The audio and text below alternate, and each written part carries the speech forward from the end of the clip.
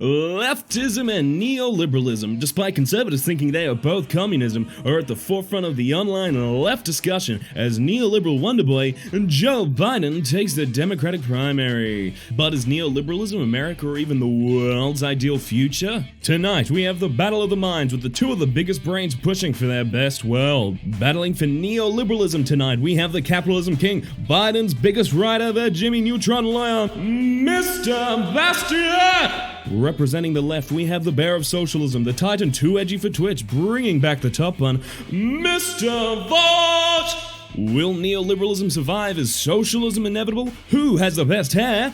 All these questions will be finalized on tonight's Red Suit Disputes!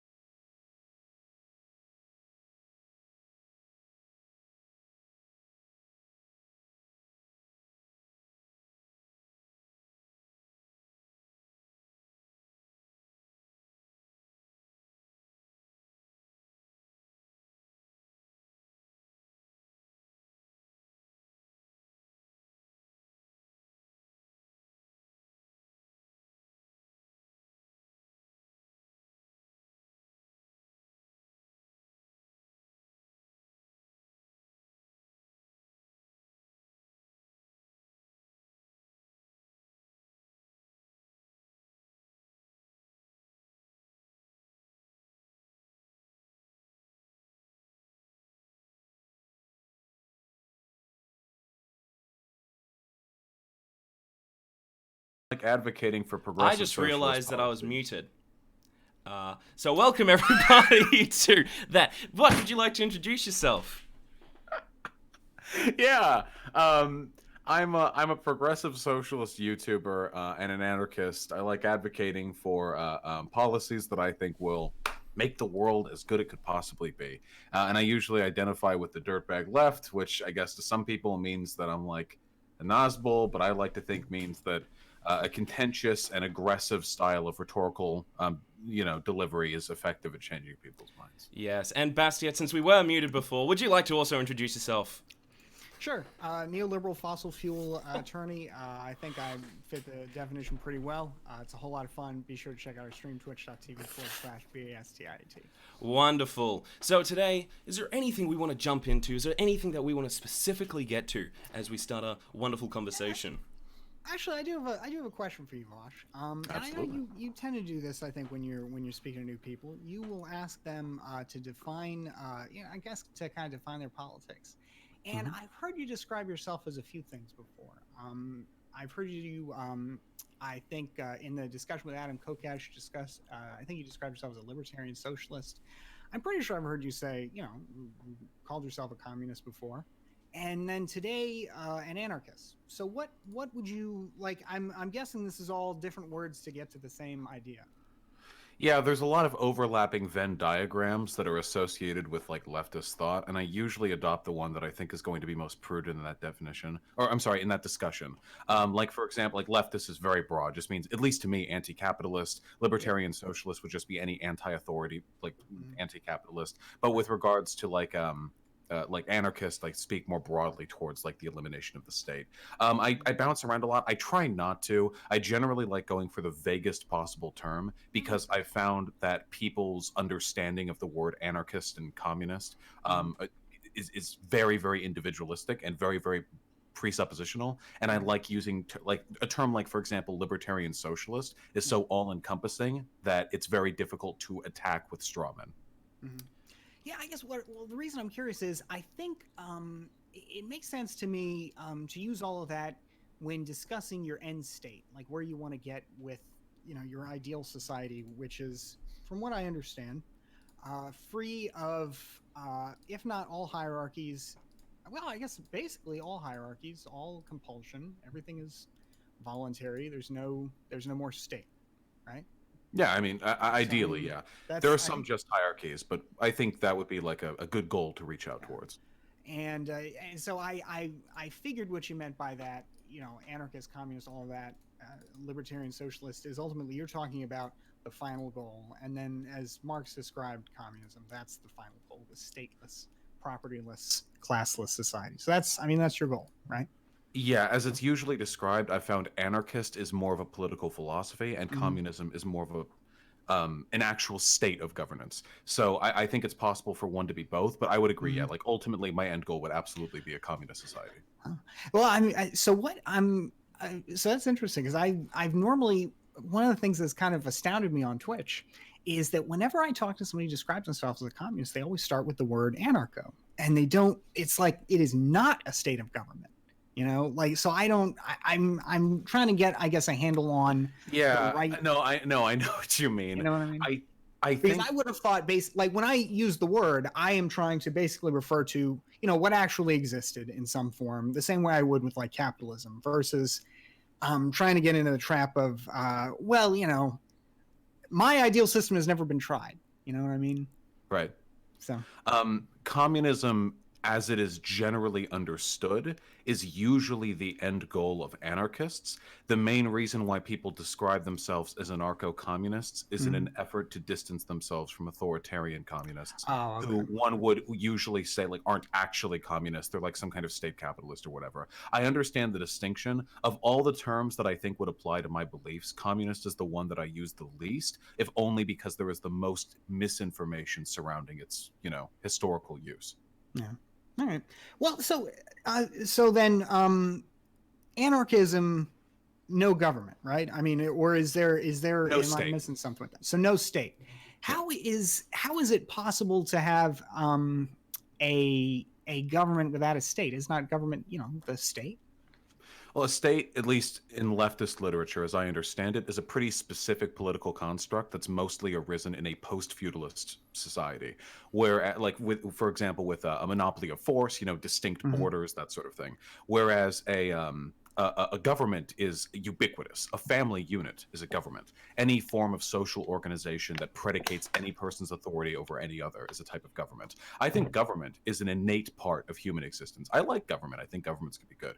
But a state, to me, is something which is very easily corruptible. It is one of the hierarchies that I would not consider just. Yeah, I mean, aren't all those hierarchies ultimately corruptible? I think they are to different extents, yeah. I don't think there's ever a hierarchy that is completely immune to being made a bad thing, but there are some types that serve better uses than others. The state, I think, is one that causes or has a tremendous potential for harm, Mm-hmm. whereas, for example, the hierarchy of the hierarchy of a parent over a child, Mm-hmm. or of or the hierarchy of expertise, for example, where people Yeah. who know more about a given industry would have some level of authority speaking to others. I think these are fairly justifiable hierarchies, in my opinion. Well, see, I think they're justifiable, but I think they're justifiable in the same sense that a state would be justifiable, which is to say that the alternative is worse. Like the state of like the hierarchy of the family is certainly has its problems depending on how that family turns out, but it's generally better. As I think you mentioned this actually, this specific example with Adam Kokesh. It's better than like growing up on the streets, like no family, right? And similarly, I feel like the same logic goes up the chain with all these hierarchies, right up to the state itself. Like I spend a lot of time, I know, on my stream, as I'm sure you do on yours, talking about how the state has all these problems, it does all these things bad, Cheeto Benito, on and on. I like that term, by the way. I picked that up the other day. But ultimately, the state, through its monopoly on violence, is still ultimately necessary for us to live together in some fashion more peaceably than not, right? At this moment, I would agree with that. I think the abolition of a state at this point in time would just lead to chaos. It would be a failed society. I think that ultimately the state serves a purpose, which is to maintain order and a sort of regimented hierarchical status amongst its citizenry for everyone who's within its jurisdiction. And at the moment, I think that's a necessary and good thing. But I do think it is possible for other forms of societal governance to replace that need. And that we can therefore, after, say, for example, the rise of a democratic worker state, we can find other governmental systems that might be able to do those jobs with less capacity for harm in the long run. So I think what gets me then is I agree with you that to make any transition, you need the state. Well, first of all, I guess I view the state as I don't view the state as a fundamentally bad or unjust thing. I'm at least have not yet been convinced that there is any possibility really for any kind of happy, productive, healthy society in any way you describe those terms without a state of some kind underlying it, kind of underwriting all of that with its monopoly of force. But I think that even to get to a future without a state, as you've described it, it seems like there's a transitional period that requires extreme state involvement. And what tends to trouble me about discussions of socialism is that whatever the end goal is, it seems like there's a transitional phase that requires just really extreme state involvement. Like, for example, if you're talking about the democratization of the workplace, even if you view that as a good goal, and I would start off saying I have no problem with anybody wanting to start their own democratically organized workplace. I think it's as fine a goal as any other. But to get to that, for those who don't want to democratize their workplaces, would seem to involve a large amount of force. And it just seems like to kind of build this kind of society, to get to this end goal, you've got to use a lot of force in what we both agree is a pretty fundamentally corruptible state. And it just doesn't seem like, it seems like the bad outcomes you get in the process are not worth, I think, the speculative benefits. Yeah, I don't advocate for an expansion of state force. I do believe that force is the agent which moves the dialectic forward. That's how we get societal progress. Excuse me, sorry. But for me, the act of a state mandating the democratization of workforce would be as much an involvement of the state in the affairs of an individual's life as the state outlawing slavery. It wouldn't be the state assuming ownership of anything. It would merely be them correcting an unjust state of affairs. The state didn't really expand when slavery was abolished, after all. Or if it did, I'm certainly not aware of it. It seems like it was fairly tangential. To me, the expansion of powers would come ultimately from the citizenry. I don't want to expand the power of the state past maybe Medicare for all. I could see maybe an argument for the decommodification of housing. But when it comes to that specifically, I wouldn't want the state to step up and seize industry as part of a transition towards worker ownership. And as a final point, I also want to say, with regards to the necessity of a state, stateless societies have been around for just about as long as people have. It's been for a comparatively short time, at least in a political science sense, that states have been around. Feudal societies weren't really states as we understand them today. And if we want to talk about the necessity of a state to govern people, I would argue there are historical examples, the most recent of which probably being the Rojava Project, of a successful, if albeit short-lived, though I would argue for external reasons, system where a non-stated entity regulates itself. Yeah, I mean, I don't deny that they've existed, but I think that right there you explain the problem with those. Like, as much as it feels, I mean, I don't know if we talked about this the last time we talked or what, but I feel like definitely until the coronavirus, probably the most viscerally disgusting thing that President Trump did was basically betray the Rojava to the Turkish military. Yeah, which led to, as far as I can tell, I think that's, again, prior to the 20,000 plus dead from coronavirus, that's got to be the single bloodiest. Now, I don't know if we even know how many people died, but it's absolutely tragic. I mean, it does seem like, though, even that is an example of why a state is necessary, because not only was it propped up by the United States, but it was ultimately crushed by another state. And the first and foremost purpose of a state is, at least as far as I can tell, defense against other states. So I'm not sure how we would get to a point where that could be. I mean, maybe through some kind of technological development, we could get past that. But I don't know that there's a way of getting around that. But I think that what you're discussing in terms of expansion of the state, slavery, I think, is an example of something that was, though it was a form of private enterprise, was also fundamentally underwritten by the state, right onto the Fugitive Slave Acts of the 1850s that literally required people to, prohibited people from having anything to do with freeing slaves or helping escape slaves, and set up slave patrols. Slave patrols had been a part of the governments of the time for probably at least a century at that point. That was a real, in addition to being an exercise of private power, that was a real exercise of state power as well, maintaining and even expanding that slavery system. So I think democratizing the workplace, I don't think that democratizing the workplace is, I don't think that's a retreat from state power either.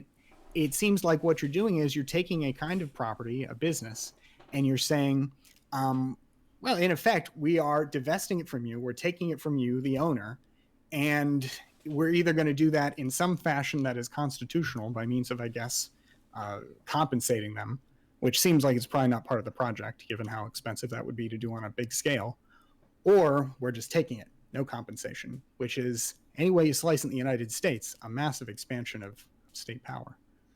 Yeah, so a few things. First of all, I feel as though you've supplied almost an argument to my point with regards to the slavery argument. That the state was involved in the maintaining of a slave society is true, but it is also true that it is only through the state's monopoly on violence that private property as it exists today can continue to exist. And I would never argue the state be the ones to seize the property of the business holders, only that their workers would. I wouldn't consider it an expansion of state power, for example, if some bill was made to mandate that workers of a given enterprise are now entitled to a certain share of the firm's profits, or that they're collectively responsible for the democratic, management of that firm. I don't think that makes the state any stronger. I think that's just the state facilitating a transition of power, in one instance from the slave holders to the slaves, and in this instance from the capital owners to their workers.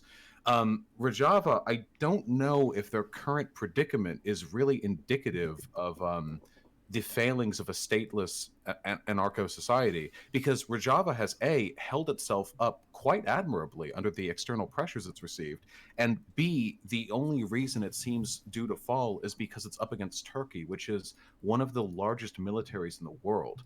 I mean, Rojava is tiny and untrained and unpopulated and unarmed compared to Turkey. I wouldn't expect a stated society with Rojava's level of influence and manpower to be able to fight off against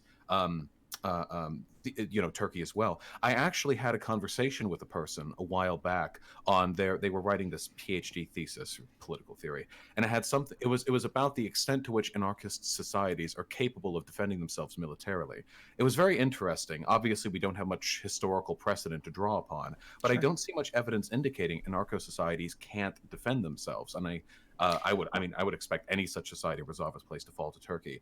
And as a final point, I just want to say, I am, though we're sort of referring to this obliquely, I don't believe that the government is ever going to hand over control of privately owned firms to the workers who work there. So while I am fine with the ethics of it, I suppose, that's not what I imagine is going to take place. Well, so I guess the one thing I'll say to this is the point, all of the situations I can think of, with respect to anarchist or anarchist-like societies facing external threats, they all seem to be like power mismatches, like in the Spanish Civil War in Catalonia, or I think the Black Army in Ukraine, or the Rojava. It always seems to be a much larger force, the nationalists in Spain, the Soviets in the Soviet Union, and then Turkey here. That is opposed to them. I don't know though it may just be that it's difficult for an anarchist entity to form of any kind of size just by virtue of the nature of the philosophy. Maybe that's not the case. From what I know about the Spanish Civil War, it seemed like it was more challenging for the anarchists to organize in as effective a way as their opponents. the fascists and the Stalinists, who eventually tried to take control of the Republic of Spain. It just seems like it was harder for them to organize. But that said, I mean, if it were possible, if there were anarchist societies that could grow to that size, maybe it would be possible for them to defend themselves. But historically, I mean, it seems like the only examples that come to mind, there's always a mismatch in size. Maybe that's just an element why. Maybe it's just that they can't get that large by virtue of their organizational principles.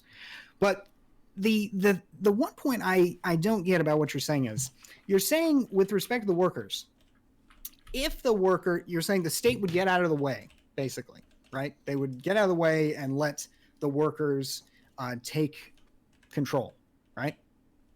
I think I think the only likely possibility of what I advocate for would be some kind of violent action. Okay. I don't know if the state would have much of a say in it. Yeah. It just, what gets me is, I see Fuentes is apparently gone according to your chat, so that sounds good. They're still very happy about his ban off YouTube. So the thing I get is that itself seems like a form of state action. Like, for example, when the state, like state inaction to me seems like a form of state action. Like, for example, during America's labor history in the 19th century, when it would allow private policemen to beat up union workers, or when it would allow Standard Oil to blow up the facilities of its competitors and kind of build itself a monopoly. Like, state inaction seems like it can be just as pernicious and brutal as state action. I don't disagree with that. Yeah. Like or Reagan during the AIDS crisis. Yeah, I don't disagree with that. Yeah. So I guess, are you saying that the only way to get to this kind of end goal is violence? Yes, this is the next conversation point here. Yay. I want to say I would agree if there were some means by which the state would sort of retract itself for a time and allow a seizure of property, then I would consider that a participation by the state. But I wouldn't argue it's an expansion of state power. Even if there were ways in which state power needed to be expanded in order to facilitate this transition, like some new regulatory agency mandating workplace democracy, something like that. I don't know. I would find it acceptable, because it would be an extension of state power towards an end of greater equality, much in the same way that I'm perfectly okay with, say, for example, putting more money into the EPA or the education department. Yeah, that's the thing. Sorry, go ahead. Oh, I just want to say, I want to be clear. I don't like to LARP as a revolutionary or anything. I don't know how far away we are from any type of violent action in this country. I don't know how it'll happen or when it'll happen. It seems historically like an inevitability that at some point something will happen. And when that point arrives, I believe that there are going to be certain internal mechanisms of our system that people are going to be fed up with, and we're going to take one of several paths away from it. And if we are to make that decision, the path I would like to see people take is one towards socialism and workplace democracy. But until then, all I can really do is advocate for the moral righteousness of my positions, maybe advocate for policies that warm people up to it. Bernie Sanders wanted 20% of every firm being owned collectively by the workers of that firm, for example, which is pretty based, pretty epic, I'd say. Well, so I guess there are two things. One, any kind of retreat of state authority seems like it basically would jeopardize, like, not any retreat of state authority, but the total retreat of state authority would seem to jeopardize a lot of the, like, it seems like once you let that genie out of the bottle, it's hard to just, to limit where it goes. And I guess the example I can think of where a state allowed a form of bottom-up, the example I'm thinking of where something like this happened is in Iraq after the United States deposed Saddam Hussein, but before it had an effective occupation going. There's about a week of looting, retributive violence, and the response of the Department of Defense and Donald Rumsfeld at the time was basically, well, people seeking freedom, ultimately, they need the freedom to seek their freedom, and they just allowed this to go on for days. And it seems like that kind of like, I don't know what kind of limited scope you're thinking there, but it seems like anarchy in that sense is just the strong do what they can and the weak suffer what they must, not some kind of bottom-up egalitarianism. Oh, no, I completely agree. Yeah. I'm not advocating for a revolution. I'm only saying I believe one is going to happen. And then when it does, we should be the strongest ones. Because I think that, I mean, at the end of the day, I'd rather it be us than Nazis, you know? I mean, if I had to choose, if I had to roll the dice, I know that sounds like a very passive position to take. Like, oh, I'm not advocating for anything. I just want the day to come. I understand that. However, I do want it to be known. Like, I think a lot of people on the left are unwilling to recognize the fact that revolutions are horrible, bloody nonsense. Yeah. They very rarely go how you want them to. They're horribly destructive. They lead to an enormous amount of unnecessary death. It's not, I think, something we should look forward to. But if one were to believe this is something which is to happen anyway, one should take advantage of it, no? And in the meantime, if there is a chance, unlikely as it may be, historical materialism, if there is a chance, these changes can be made electorally through passionate advocacy, I will jump on that method first every single time.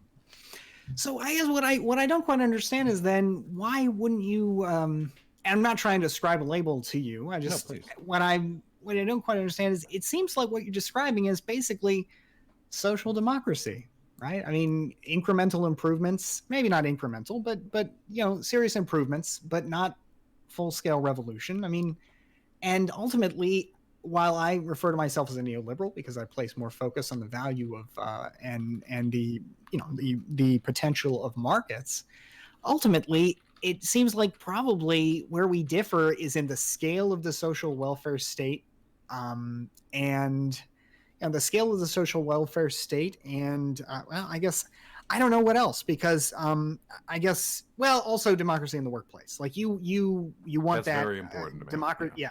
And that I guess I don't understand really why that is so important.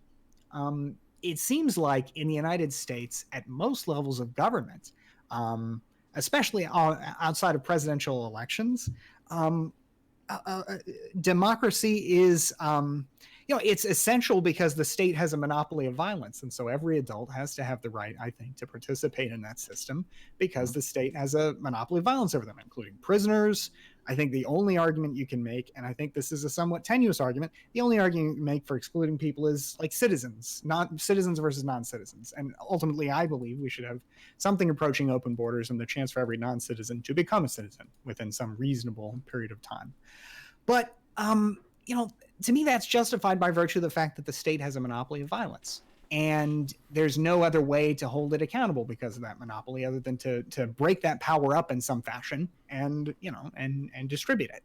But when it comes to business, while a lot depends on market design and the role of government and, how business friendly it is, whether we're talking about a state that is friendly to capitalism, but has, but protects the rights of workers, or a state that is, all in for business and crushes workers.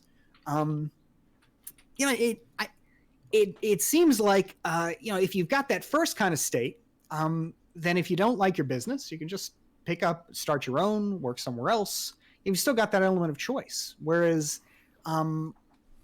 you've got that element of choice. You don't have a monopoly of force when it comes to business or capitalism. So why use government to bring democratization of the workplace when you could just look at policies that might make it easier for people to start co-ops on their own voluntarily, that might make it easier for people to start their own small businesses, things like that. Yeah, well, to me, saying that we can just advocate for people to start their own businesses and have them be worker co-ops would make as much sense as saying that rather than abolishing slavery, we should just encourage people to open up plantations where they pay their workers. To me, it's a moral wrong for people to be working in places that don't have a degree of political representation. I want to clarify, I understand what you were saying earlier with the SOCDEM versus socialism point, but I am in favor of incrementalism when incrementalism works and revolution when revolution works. I don't believe for a moment that I'll ever be able to get my workplace democracy passed through Congress or any other such electoral body. But I mean, I'll work along any line of action that I think is effective. I'll work with neoliberals. I'll do grassroots work if I have to, or I'll, talk about which government buildings house which people who were responsible for which bill that led to the death of how many people. Whatever level of action is necessary to bring about good, I'm willing to work there. But when it comes to the socialism or revolutionary element here, the reason why I care so much about workplace democracy is because I believe people should have a right or a say in any system that has control over their lives. And while it is true that no business on its own has as much control over the life of a citizen as the state does, I would argue that collectively the business class has as much, if not far more, control over the lives of Americans than the state ever could. When do we operate within? When do we advocate against? When do we contend with the state? Once every few years when we vote. We see the effects of state policy, of course, when we live about our days, how our roads are upkept, our regulations. But for the most part, we live our lives in our house and in our workplace. But our workplaces are tyrannical. We have no control over what goes on there. There are no, for at least for most Americans, reasonable alternative to selling your labor to another so that you can continue to live. To me, this is unquestionably a form of slavery. It's not as bad as chattel slavery, of course. I would never make that argument, but it is fundamentally unjust. And I think there are lots of downstream benefits we could get from abolishing that hierarchy. One of the biggest ones would be that many of the policies our government passes seem far, far, far more geared towards representing the interests of the hyper-wealthy than they do the citizenry. There's data to indicate this. That can only be the product of people more powerful than us weighing the scales on our democracy. And that's not something I think is acceptable. As a point of clarification, where does a contract worker fit into this? Like, where does somebody who does work for a contract but not for a wage fit in? I think that's a good question. I think it's really complicated. I've read different theories on how contract workers specifically fit into the purview of workplace democracy. I've never seen anyone argue that workplace democracy means that there should be no such thing as contract workers. Sometimes you just need an artist to pay to sign outside your door. Sometimes you just, need like a mason to come in and fix stonework and the foundation of your property. I don't think you should have to make those partial owners of your business. It's really difficult. The only thing I would hardline argue is that anyone who attempts to use contract work as a way of avoiding acknowledging the fact that it's effectively a full-time employee, that would be something that would have to be mandated out. Like if someone's working 30 hours a week and they're like, oh yeah, you're a contractor, I think that would be an issue. So why is there a difference between somebody who does contract work with a variety of, let's suppose that we don't have a particular number here, but if you're saying 30 hours a week would basically make you an employee. If you had some small enough number of hours a week spread out among some small enough or some large enough number of people you contract with to make that not, I guess, meaningfully different from employment, right? Mm-hmm. Why is it that then when you enter into a relationship with somebody and say, all right, in exchange for guaranteed work, a set number of hours and hopefully some benefits, you agree to show up and do this amount of labor and this amount of, this particular field, for the company. Like, why does that suddenly become more exploitative or more unjust? To use I don't think there's a hardline answer to the contractor question or the CQ, as experts say. What I meant is you refer to employment as something akin to slavery, which is a pretty massive claim. So yeah. I feel like there's got to be something there that really that makes that a real big deal rather than another form basically of contractual relationship. Well, I think the contractual relationships can often be exploitative as well. To me, it's the scope of the problem that really magnifies the extent to which this is an issue. Do I think it's exploitative, for example, for a teenager to go to like the lawn of an elderly neighbor and say like, hey, I'll mow your lawn for $10? I don't really think so.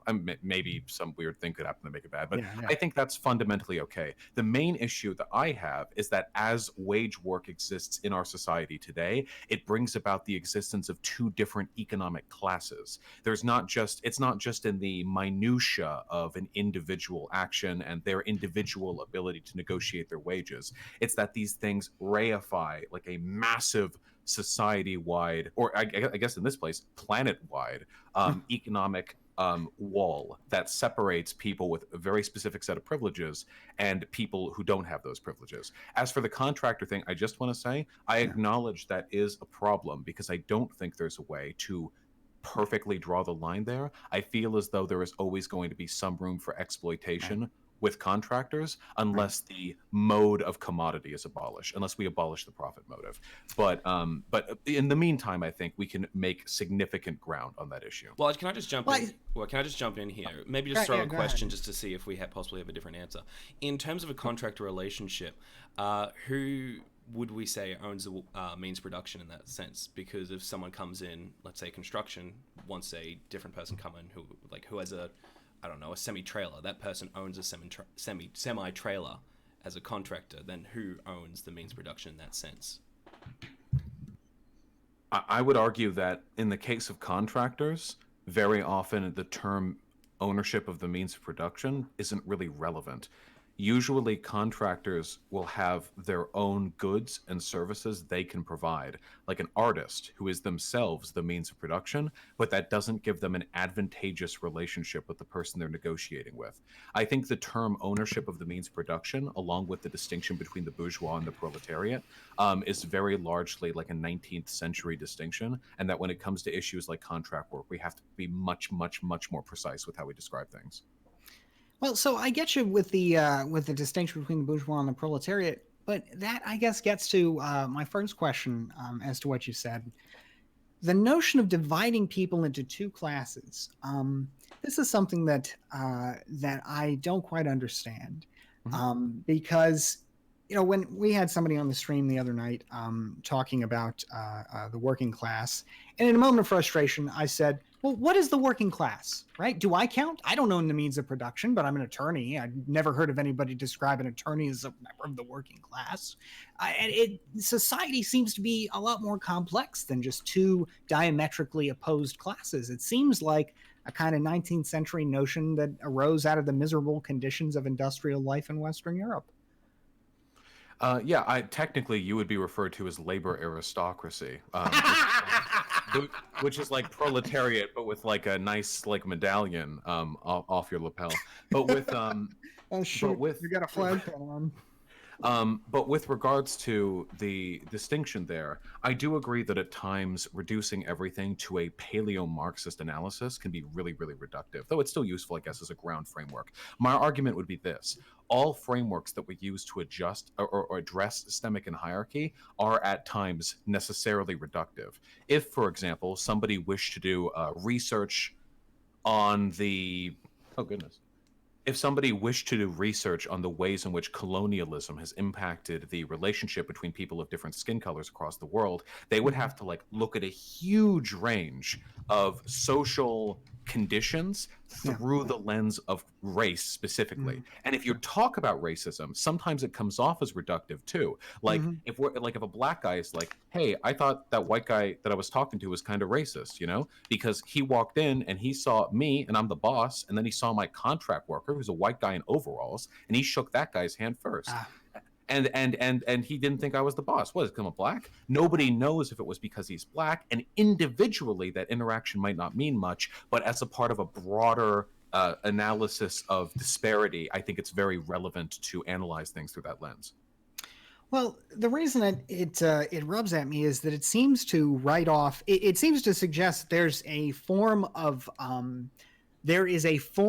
class solidarity among, I guess, people who own businesses, people who have, extra money, wealthy people, that I don't know is really there. Like, I know, for example, a lot of the work I do, it involves, basically rich people trying to go at other rich people. I know that socialism, for example, had its best shot at capturing state power in the aftermath of World War I, which was, a massive conflict between people, vested interests of arguably the same basic class, right? the rulers of the countries of Europe. And so I don't know that like in the United States, we do have legislation that is often very business friendly, but that seems like less the result of class solidarity than the result of basically having an administrative state that has a lot of complex functions and that requires people to, if they want to shape it, participate in it. And the regulatory state is so massive, it's running all the time, and companies pay people to participate in that regulatory system. I do that sometimes, but that just seems to be not a reflection of like class solidarity, as basically the fact that more regulations help those who are more prepared to deal with those regulations. So that doesn't just help businesses; it helps interest groups that have a lot of sway, that are long established, maybe with a legislature. But it seems like a lot, like the problem of interest groups in our democracy seems a lot more complicated than just the rich make all the rules. Yeah, and I mean, interest groups are extremely complicated, but I think that ultimately everything and all disparity boils down to lines of privilege and how they cause people to interact. You and I agree that certain demographic conditions will influence people's material interests. For example, like what percentage of black people in America voted for Obama? Like it was like 92. It was like a really huge amount. And that's, I mean, sure, yeah. And we can see evidence that, for example, wealthy people are biased in favor of more conservative candidates. The wealthier you are, statistically speaking, in this country, the more likely you are to be Republican. Now, there are variances there. If you're wealthy in San Francisco, that's very different than being wealthy in, say, for example, like rural Texas. But as an aggregate, this seems to be the case. What's more, if we look sort of more, in line, we can see that the laws that are passed through Congress tend to disproportionately favor the collective interests of what we would consider to be like the 1%. People who are wealthy are more often satisfied with the laws that come out than people who are not. That could only come about if the people who are wealthy had a different set of average interests than the average person. My argument isn't that people have like perfect levels of class solidarity, only that generally speaking, people are influenced by their material interests. And I would argue that the material interests of the wealthy are and always will be to perpetuate their wealth, even if it means the detriment of others. My final example, I think, and a fairly concrete one at that, would be the labor leaks that happened just 2 days ago. Examples of people within the United Kingdom's Labour Party, a bunch of WhatsApp logs and texts got leaked. Right, yeah. were these people who work for the Labour Party. They're unelected officials, they're wealthy, they're powerful, and they did not want Corbyn in office for a very, very, very specific reason. They were even supporting conservative candidates over their own candidate. They were hoarding funds and resources away from Corbyn to keep him from using them. And at the end of the day, it seems like wealthy people or people who control industry have a particular set of distinct interests. And if we can establish that, we must then ask, are those interests something which are to the benefit of the working people, of the average citizen of the country? So dealing with those issues, though, I mean, it's something we've dealt with in this country in the past, like not through, for example, democratizing workplaces, but through things like antitrust laws, higher taxes on wealthy people. Basically the history of the country from Roosevelt to Roosevelt. Well, I guess the 20s were kind of an exception, but Roosevelt with trust busting, and then Frank FDR with some of the programs, not all the programs, but some of the programs of the New Deal. And it seems like you can get to that end goal of trying to have a society that is fairer, more open, a little more flat in terms of its wealth distribution. Through those means than through I guess advocating for something which seems like it could not fail. Well, this is a practicality argument, though, and I know we're not really talking about practicality. There are always 1,000 layers deep to be done on that. Well, it seems like basically you could get the same goals, a lot of the same goals, a lot easier by creating a society that was a little more fluid for people. So, for example, I will grant you that while I do think that the choice people have between employers is meaningful in most situations, I don't write that off as a non-choice like perhaps you might. But I would acknowledge that it is nevertheless a challenging thing to pick up from your job and work somewhere else. That's not the easiest thing in the world to do, especially in times of economic distress, especially like, right now, for example. And I think it would be great for government to do more to make that choice more tangible, to have something like a universal basic income or to have universal health coverage. I would prefer something more along the lines of the German model that doesn't, go as close to nationalization as Medicare for all, but ultimately some kind of guaranteed, healthcare, guaranteed income that would make it easier for people to move about in life, right? Like up their freedom that way, rather than saying, well, we're going to up your freedom at the particular workplace you're in by basically taking the property interest from your employer and distributing it among all of you. I mean, that doesn't even really seem like it would meaningfully increase your freedom to change workplaces. It would only change your freedom within that one workplace. Yeah. So I think so. Okay, so there are a few points to touch on here. You've said that there are ways that we can bring about positive change within our society without resorting to these very revolutionary, very radical tendencies. And I would agree. I'm not at all opposed to people passing legislation which makes the world a better place. I'm certainly very happy to be. Well, I'm not currently doing wage work, but when I was, I'm very glad I lived now and not a century ago. Yeah. But the problem has never really been fixed.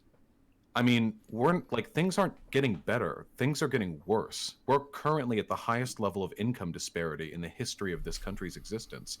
The degree to which people feel alienated and distrustful of the government is unparalleled in the history of this country.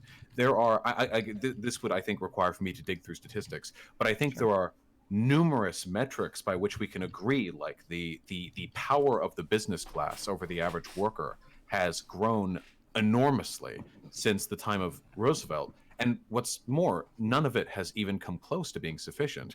To me, this seems like a battle against an unkillable foe. As long as we allow capital, privately owned business to exist, we will constantly be fighting against its interests. Every time we want to improve public education or public health care, every single time we want to make society more equal, if we want to increase the livelihood and dignity of the average person, we have to go up against the wealthiest and most powerful people in the world.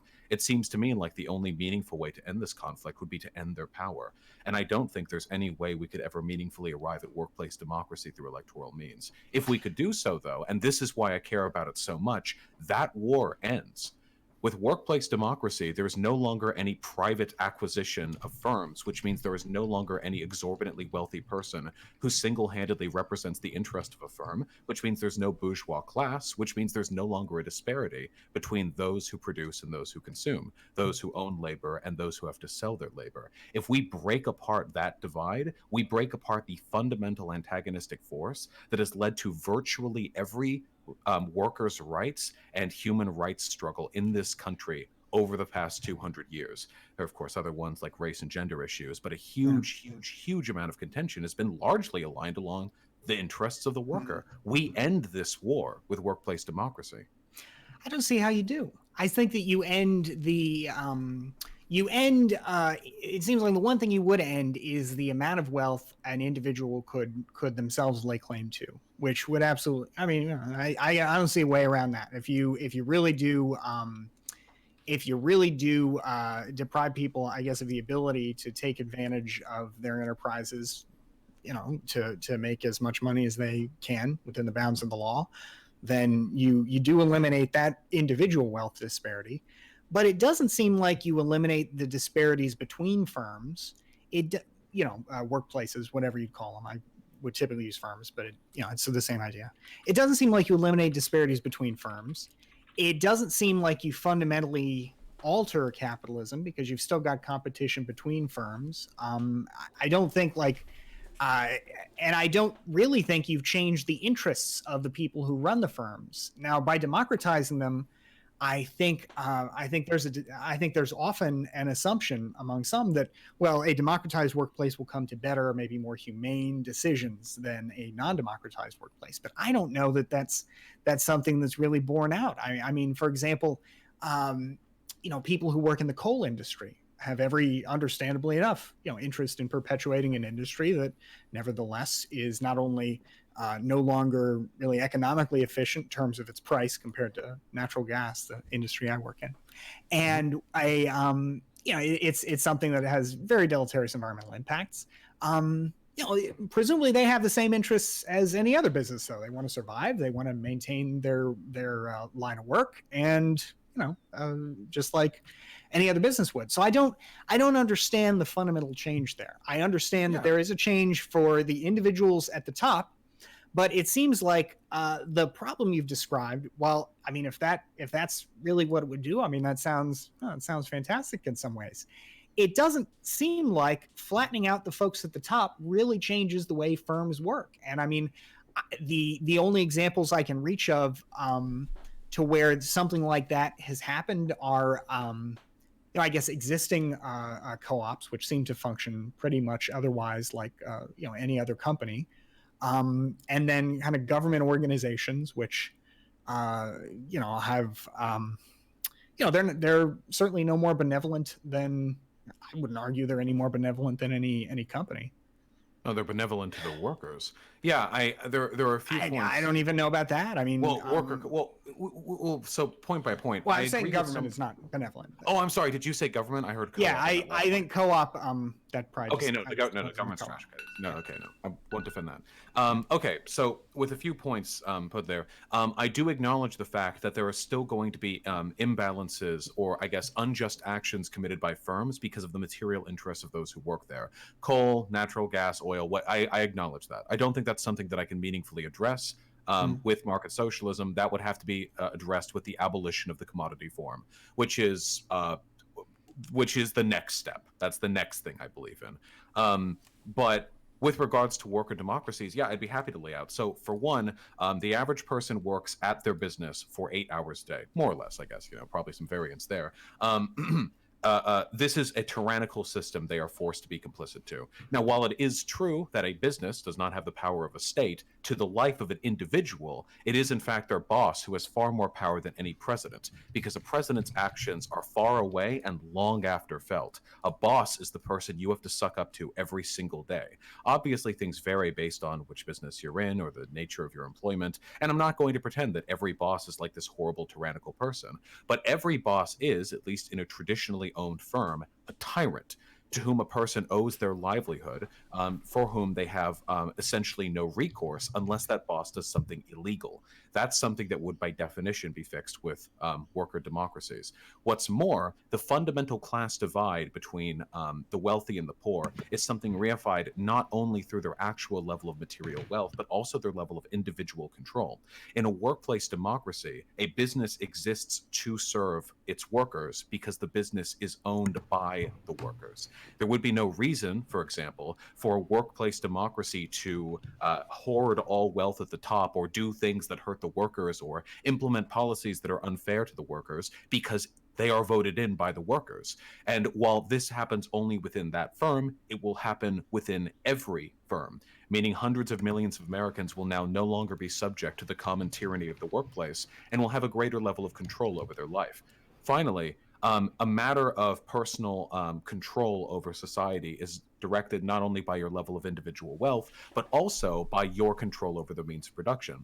Even if we implemented like a flat wealth tax, like every dollar you make above $1 million goes away, in a traditionally owned firm, you could have that flat amount of money and still own the labor of hundreds of thousands of people, which endows upon you certain privileges, ones which could, for example, lead to favors in Washington, could lead to no-bid government contracts, could lead to you meeting up with other people who only have $1 million but also control the lives of a huge number of people.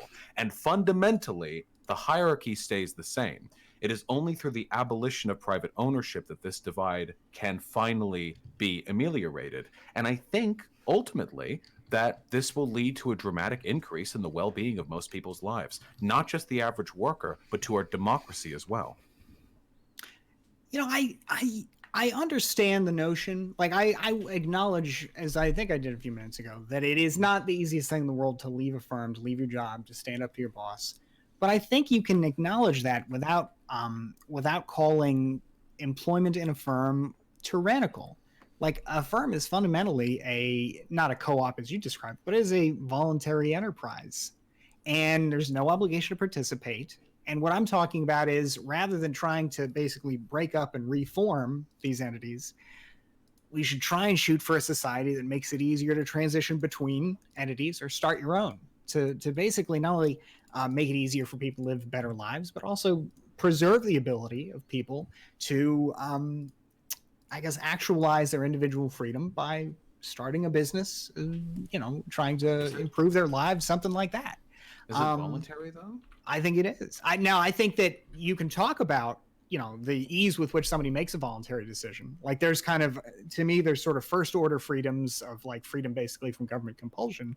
And then there's sort of second order freedoms, freedom from poverty, freedom from, the freedom, the material necessities that make it more practical to live your idealized kind of life, And if you have a decent social welfare state, decent social safety net, then, if you had something like, for example, a universal basic income, which I talk about a lot, then it's a lot easier to say to your boss, well, hey, get fucked. I'm out of here. I'm going to do something else. Whereas right now, it seems like the reason that's a problem is, not just because of, I guess, the nature of the workplace, but because of the fact that a lot of people don't have, a lot of people don't have the resources to basically make that decision and feel responsible in doing so. So I feel like rather than, breaking up somebody's enterprise, we should basically tax and redistribute enough to make it so that people, people have an easier time of leaving, transitioning, starting their own enterprises. So, and I do want to say one other thing about workplace democracy. I guess I acknowledge that it has the potential to be better in a particular enterprise sometimes, but the problems you've described, for example, hoarding all the wealth at the top of the enterprise by means of manipulation, I mean, it ultimately makes me think of, it makes me think, I live in Florida, and Florida is notorious for having a lot of corruption in government, especially local government. And it makes me think about the kind of corruption that happens in government.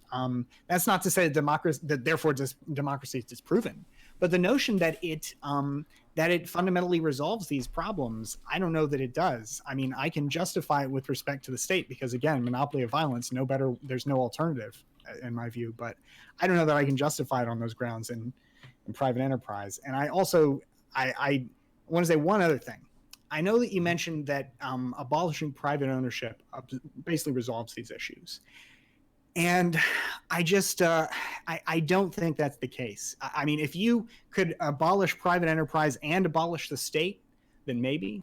But so long as there's a state, and so long as there are organized entities engaged in production in that state, the example I would go to there is the persistence of lobbying, not just in the United States, but in the USSR. And that's not I'm not trying to get into the violence of the USSR, just talking about it as a form of government where private enterprise is not really there, but a state remains. The Central Planning Office had a big cafeteria. It had like 5,000 seats in this cafeteria, but there were only like 1,000 workers at this enterprise.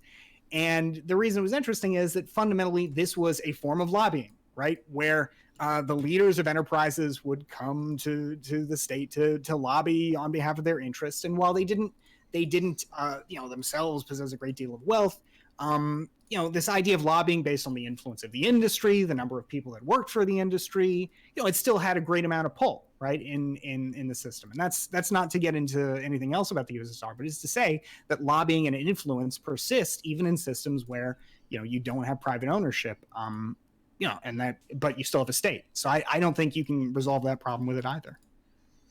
Yeah, well, I mean, in the long run, I'm anti-state too. It's just a matter of tackling systems in the order that I think will bring about the best consequence.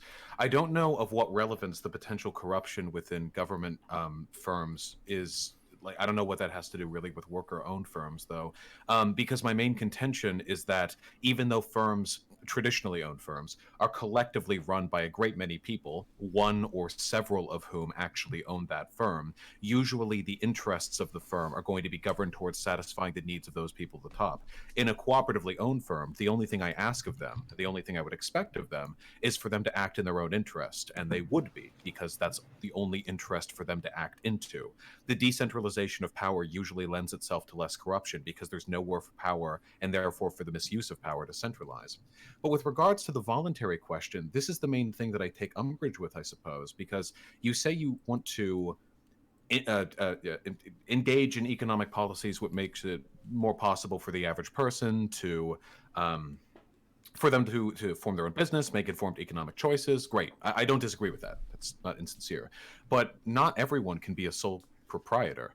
While it may be a voluntary decision to work at a given firm with some degree of coercion, maybe if there's like nowhere else to work in that place, sure. Very few people have the option to work at the only firm type that I would consider acceptable, which would be a co-op, or I guess sole proprietorship, which is what I do.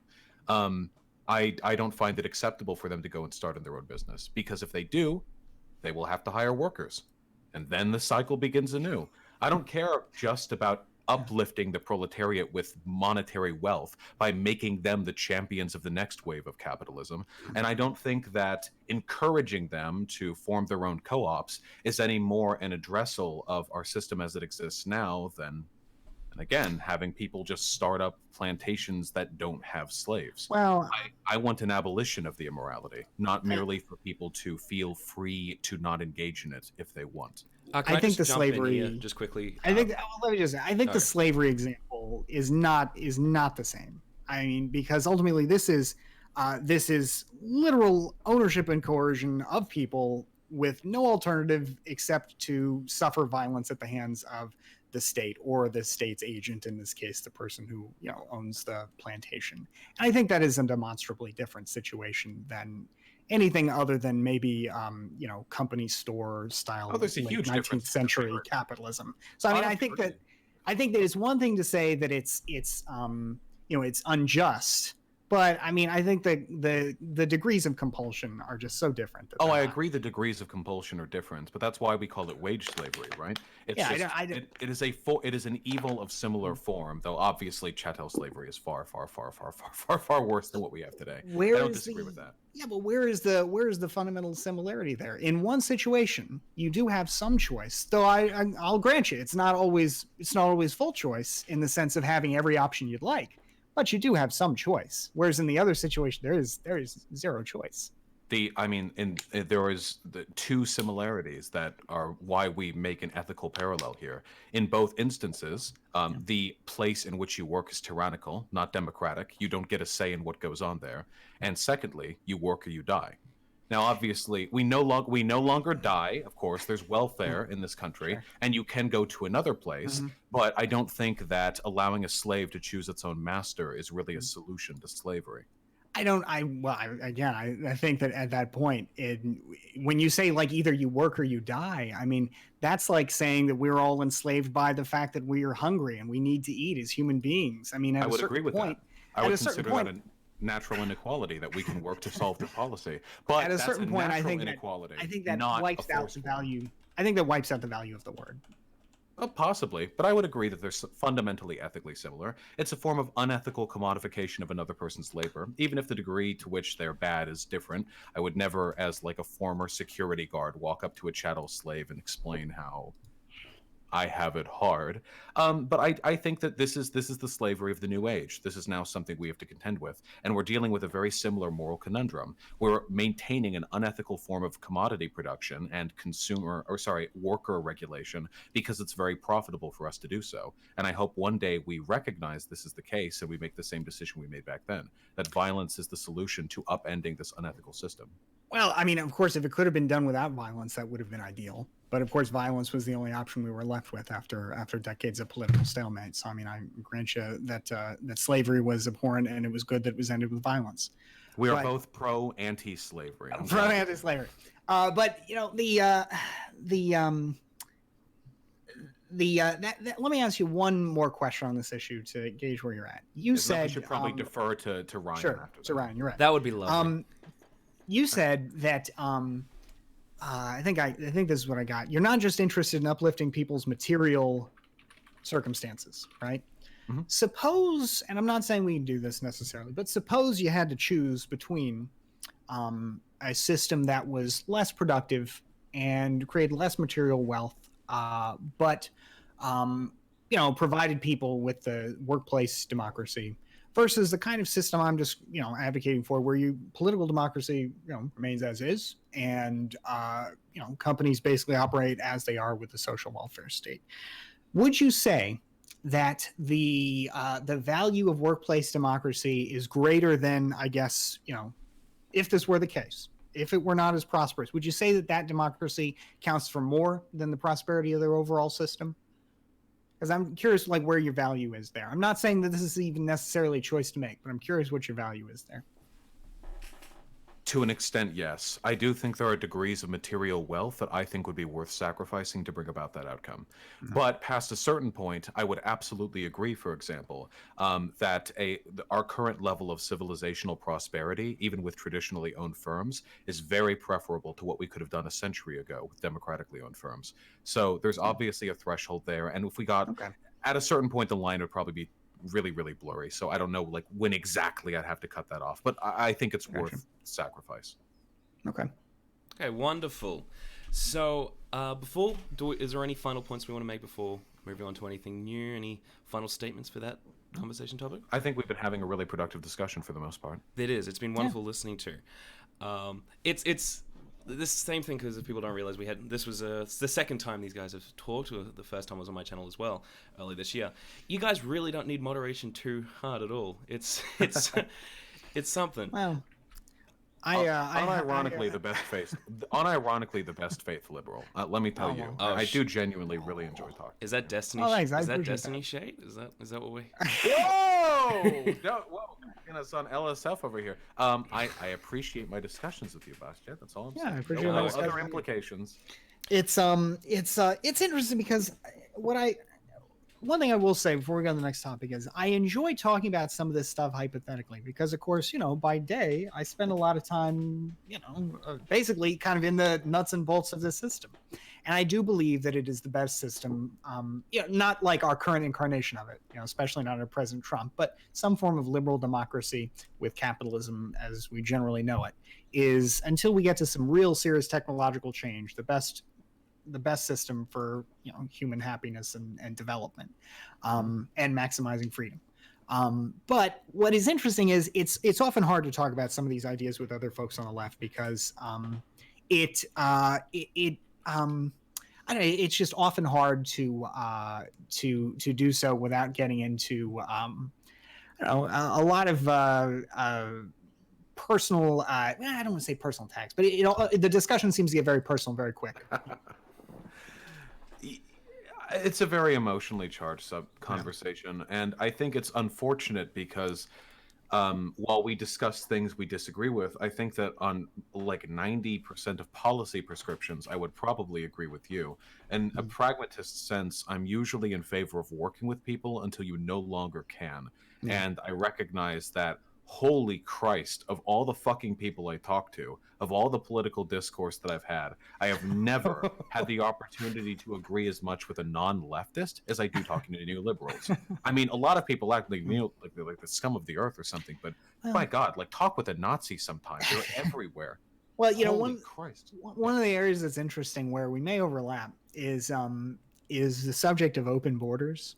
Because to me, I feel like freedom of movement is fundamental freedom, and borders have value and meaning in the sense of a system of laws. I think, for example, the Constitution is I think we're real lucky to have it, and so the borders of the United States are kind of the borders of the rights chartered out in that document. And I think there are a lot of people though who will make the argument, well, I was born here. I have ethnic ties here, and therefore my economic interests should supersede your freedom of movement, or your freedom even to ever aspire to citizenship, anything like that. And that's kind of one of the most. We had a real vocal discussion about that with a streamer named Lecture Fan, a conservative, on Twitch. I am familiar with his work. Yeah, and it's a subject that more than any other, I guess we often get railed on, and it's interesting because that one, usually the folks on the left will agree with that one, not always, but typically. So. Yeah, you want to know what really pisses me off? What? Every time I argue with all these like ethno-nationalist types or whatever, they're saying like, oh well, if an immigrant comes in, there's a 0.28% decrease in the wage of 6 people who work at a gas station in Kentucky, and I have to argue like the fucking nuance, the mathematics and the economics and the Heritage Foundation and fucking what's that one? The famous anti-immigration Borjas. Yeah, I have to bring out the Borjas studies and stuff, but I never get to unleash my ultimate technique, which is when I look at them in the eye and I say, why the fuck should I care more about the well-being of a citizen than a non-citizen? Yeah, I never get a chance because they would laugh at me. But well, I like to drop. My favorite meme was one time somebody was saying, why should I care about these Somalis who want to live in in Michigan? Why should they have a right to live here? Have you ever lived in a community overwhelmed by Somalians? And I was just saying, look, what you're saying is, of course, ridiculous anecdotal racism. But beyond that, I mean, you should recognize that all the data, all the information suggests that basically everybody in this country benefits from immigration with one select exception that seems to be borne out by all the data, and that is people who don't have high school degrees. They lose out from immigration. But the solution to that should be to bring them up to high school degree. Yeah. So, and then I like to go further by saying, look, if you believe in the United States, then presumably you should want a stronger, richer country. And that's what immigration does by all accounts. Almost every time leaves the country better off. Everybody in the country better off. So anyway, it's fun to talk with people who agree with that. That is true. Yeah, absolutely. Yeah. Ryan, sorry for putting you off. No, that's okay. Yeah, it's good to have these based political takes. Exactly. It's good to have the agreements, but this is called Red Suit Disputes. Okay, we're not here for agreement. All right, we're here for the real stuff. Okay, the meaty, juicy stuff. But before, so I thought we'd get on to the next thing. Would be I think poses a question. But before is the can automation survive with or can capitalism survive under automation? But before we get into that, I do want to make a quick call out for people who want to help out during coronavirus. There's a wonderful charity in Australia called Rise Up. It's a domestic violence charity that helps people who are victims of domestic violence relocate and basically have homes or in shelters, and they'll basically pay for all the living costs, etc. At the moment, with coronavirus, there is a real worrying trend with people being pushed inside domestic violence situations, and there are actually less people reaching out for assistance. And on top of that, a lot of charities are actually finding it difficult to get funding as they're not allowed to put on fundraisers and stuff like that because it's too many people in one select area.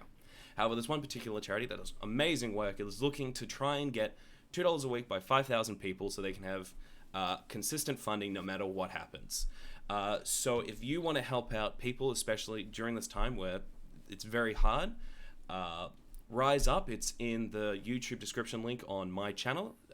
So it's just, I will post it in the Discord chat so I can post it in my chat as well, please. Will do. So yeah, so it is, if you want to go to it, it is riseup.com.au. The AU is the good old Australian end tag because that's the most important thing.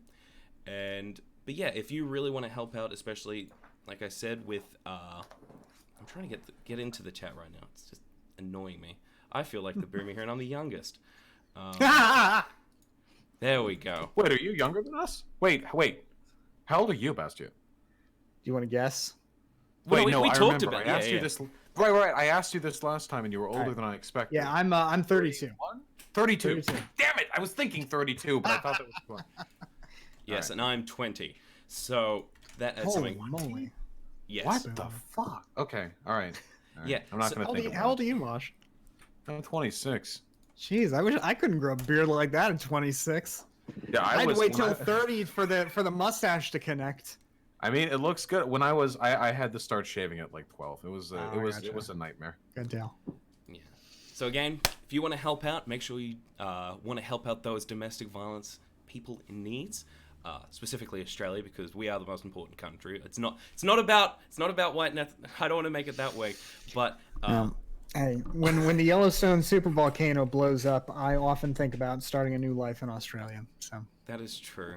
Everyone does, and everyone should ignore New Zealand. I'm never going back to Australia. You're never getting me back there. Oh, that place have you is ever disgusting. been? Really? Oh man, it seems so cool. Although New Zealand. Yeah, I have those no doubt. flies. Yeah, ooh, I hadn't thought about that. Their flies are huge. They knock over trees when they sway in the breeze. Look, bullflies are something else. They do, like, they hurt when they bite. But that's that is. It's one of those things you sort of forget. That's not okay. You sort of forget those things. But it's not that hot. It's autumn now. It's getting cooler. You know, it's in the 20 degrees, and I can say that in Celsius, and that sounds pretty cold for you guys. Dude, I unironically don't even know what that is. I think that's somewhere between frozen and 100 degrees Fahrenheit. I think I only know Fahrenheit, with 100 being like really hot, and then like 30 being freezing. Yeah. That's the only. It's in between. It's about 100 in between. degrees. 100 degrees is a real manly temperature, all right? I don't know what 32 C is, but anyway. Oh my God, is that what they look like? Yeah, Holy they actually hurt. They unironically hurt to bite. That's not a bee, guys. That's not a bee. That's a fly. Our ants, we have jack ants, which are about like that long. The jumping jacks. Those things bloody hurt as well. But that's okay. They're just and you have cicadas. They're price cute. of paradise. They're amazing. When you kick a tree, their husks fall on you. Yeah, but they're like shells, and they're really like cute. But that's okay. All right, we clearly have very different temperaments for the outdoors. Okay. That like, I like this. I guess this does show my biases. You should Ryan, have you ever been to the U.S.? No, I'm inland for it. No. Those bees are spooky, but a bath salt face eater down here in Florida. That's bath salt spooky face eater? Is that like a method? I don't understand. Yeah, something like that. Yeah, it's pretty tragic, but it's a pretty crazy state. We just have ice heads. I think that's just Australian meth to an extent. but no, cicadas aren't bad. They just sort of sit there. They're like crickets, but 20 times the size. They're heavy enough to hit you, and they're loud as shit. No, I'm sorry, you're wrong on this. You're objectively wrong. Oh, sorry, who's the one who lives with them? Who's the one, like, sorry, we're gonna look at pictures and be like, ooh, scary, when they literally do nothing. This is, speaking of domestic abuse, this is Stockholm Syndrome, okay? Because you've gotten used to some truly unethical shit. Look, the only things you should be scared of in Australia is the birds and the things in the water, okay? Everything else can be killed with a fucking shoot. Oh, yeah. All right? You've got sharks, too, like, let's be real. All right? Saltwater crocodiles and magpies, two scary motherfuckers, all right? And blue bottles and all those jellyfish and sharks, who gives a shit? Punch them in the gills, all right? But water and air, those are the two things you have to be scared of. A lot of things you have to list off, but okay. So, maybe that's a problem that can be solved by automation, huh, Ryan? That's exactly right. Thank you for that little pivot there. I was about to get to it. I got very flustered just then, okay? No one's going to stamp on my country, all right? I respect I'm open borders, but god damn, I need national pride. I respect that. But that being said, so Basti, I'm going to pose this question more specifically at you. With automation, etc., coming forward, and automation generally suggests that there'll be less people working as more sort of machinery will take positions. How do you think? Do you think a capitalist system can really function in that way when, I guess, there's the things that will be in control of the automation will be in businesses? Yeah, I guess it would depend on what the society looked like what the technology looked like and how it all worked. But I would acknowledge that if capitalism were ever to be superseded, it would be in a society where I think this is my thinking out loud.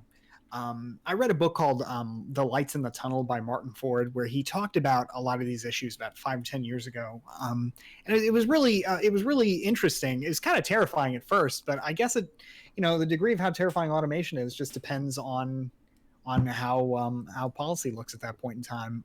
But I tend to think that once a huge part of the population becomes basically unemployable, like if this is how automation works, if it bucks the trend of new technology creating new jobs to make up for, or more than make up for, the jobs that are destroyed, if it really is different this time, then maybe at that point capitalism is superseded by something else. Like maybe the means of production are now so efficient and so automated and so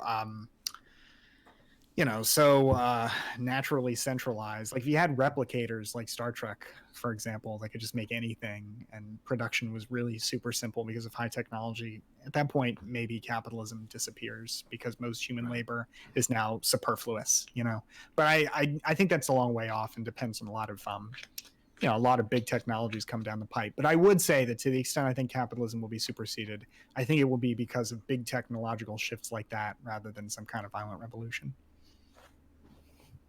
Yeah,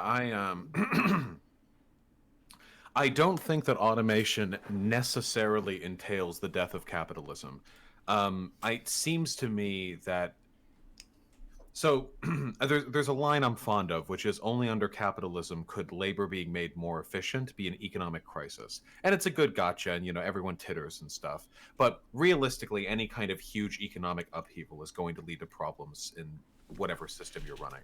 I think it's possible for capitalism to survive, but the existence of increased automation would necessarily entail a huge shift in the way we morally justify work and compensation. Because one of two things can happen. Either we find work for the displaced or we don't. Either we move to some sort of post-automation, highly creative, highly service-oriented economy where we no longer need humans involved in the production of cars or what have you, but everyone out there is a good mocha maker. Everyone out there can sing a good song or dance a good dance. And I personally like that, because as a leftist, the idea of automation freeing us from monotony and allowing us to pursue creative interests is the point. One hopes. And the other thing that could happen is that we just have to do some kind of like UBI thing where we just keep people alive and we just accept they're like dead, like they just become like an underclass of people where in the areas they're in they have trouble finding work, and we just kind of accept they're just a drain, but we don't want to let them die. I don't think we're gonna do the latter. I do think we're a little bit more civilized than that, at least domestically. I really hope that automation can bring about good, but we would need to respond to it appropriately. Yeah, it would depend on how it came about too. Like there's a great book called Player Piano by Kurt Vonnegut where he talks. Have you read it? Oh yeah. It's great. Yeah, I read I've only read that and Slaughterhouse-5 of his, but it was I think his first book, Player Piano.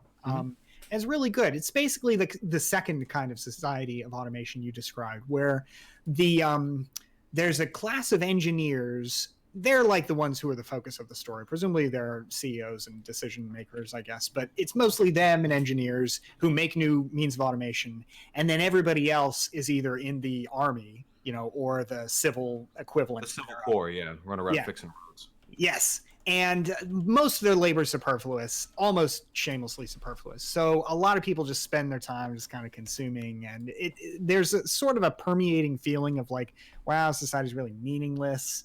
What's interesting, the book is kind of tragic too. It's a really good book. I agree, it's based. But the book also has a tragic ending because what happens is there's an uprising led by some former engineers who have made themselves obsolete. And they wreck a bunch of machines. And what is the first thing they do? The first thing they do is, right, Vaush? Should I not spoil it? Oh my God. Spoiler alert. Uh-oh. Sorry. Well, I was gonna spoil if it was my turn. So if you want to spoil now to preemptively sort of muddy the waters. Okay. All right. Okay. All right. So, take the blame, Bastiat. Take the blame. I should have said spoiler alert. But all right. So if you don't want to hear how it ends, turn down for a second. But basically, the first thing they do is they start putting together new machines to do stuff, because after a little while, it's like, hey, wow, this is a really cool thing I can do. I can create a machine that makes orange juice. I can create a machine that does this. I can create a machine that does that. And so the same problem results. So hopefully, yeah. So perfect. This reminds me of a Zizek lecture, okay? Because this, I think, is a perfect representation of technological development without ideological guidance. So the problem we have here, fundamentally, the book is, it takes place from the perspective of people who are seeing all their jobs being automated. Oh, look at what these cool new machines can do. It's funny, it's quite antiquated now from our perspective, because one of the newfangled machines that they were saying could replace the work of a woman she was a switchboard operator.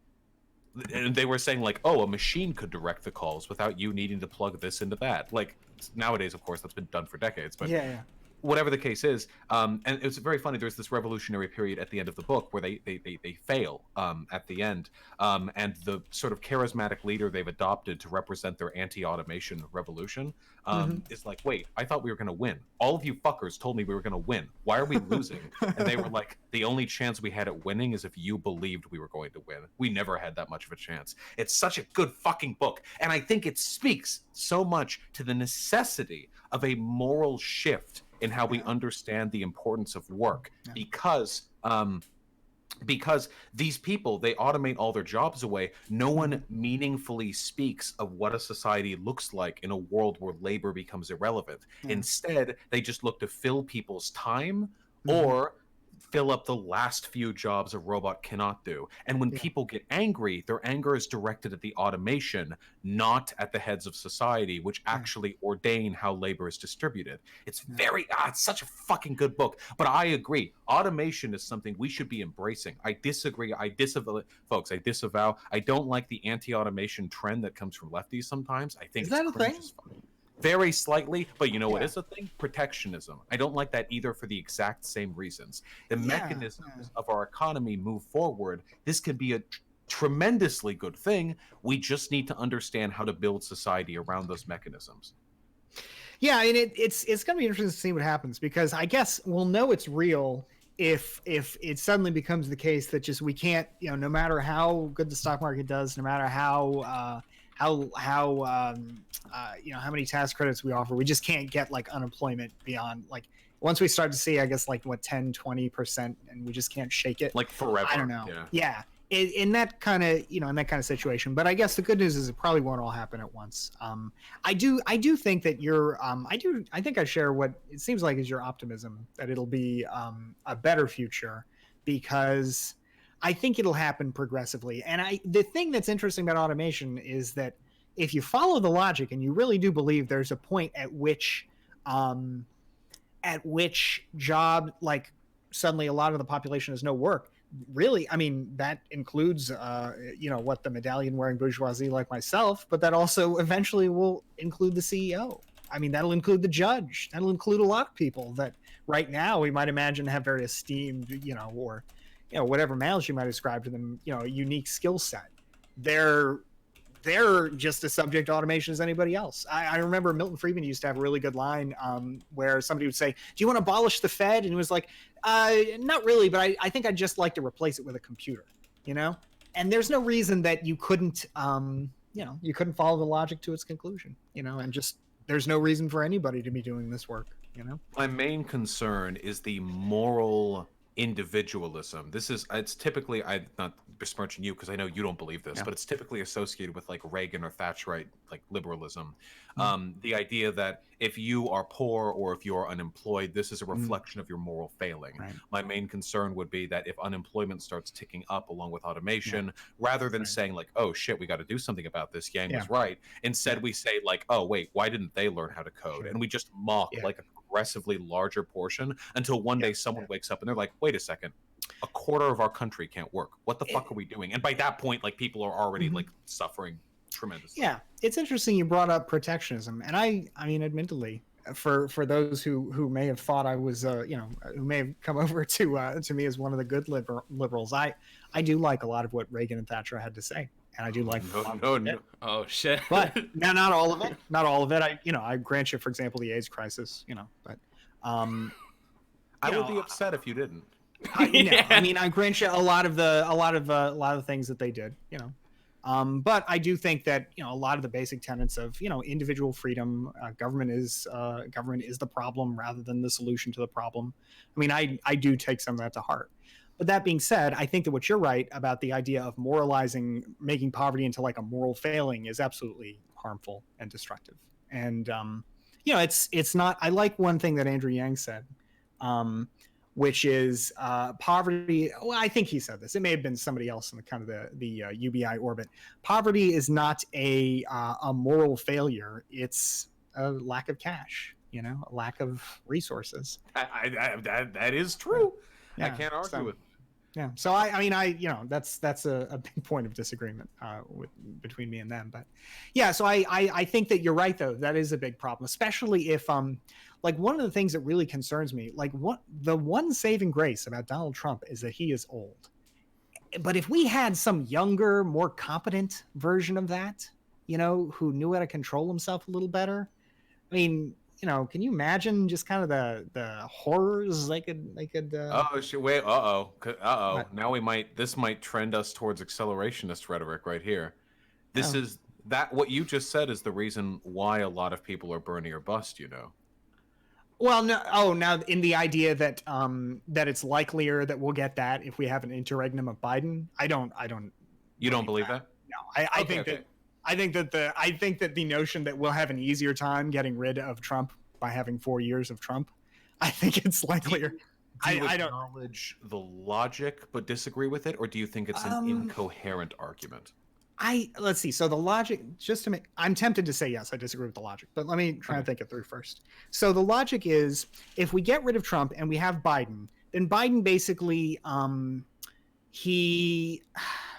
you don't cure the problem with Biden. The system is kept as it is, but meanwhile, the Republicans have 4 years to consolidate their political power behind a much more intelligent populist. Yeah, and I don't think that's the case. With Trump, you have 4 more years of ever degrading institutions, and then I think by the time you're done with President Trump after 8 years, I mean, I would be really worried about the ability to have.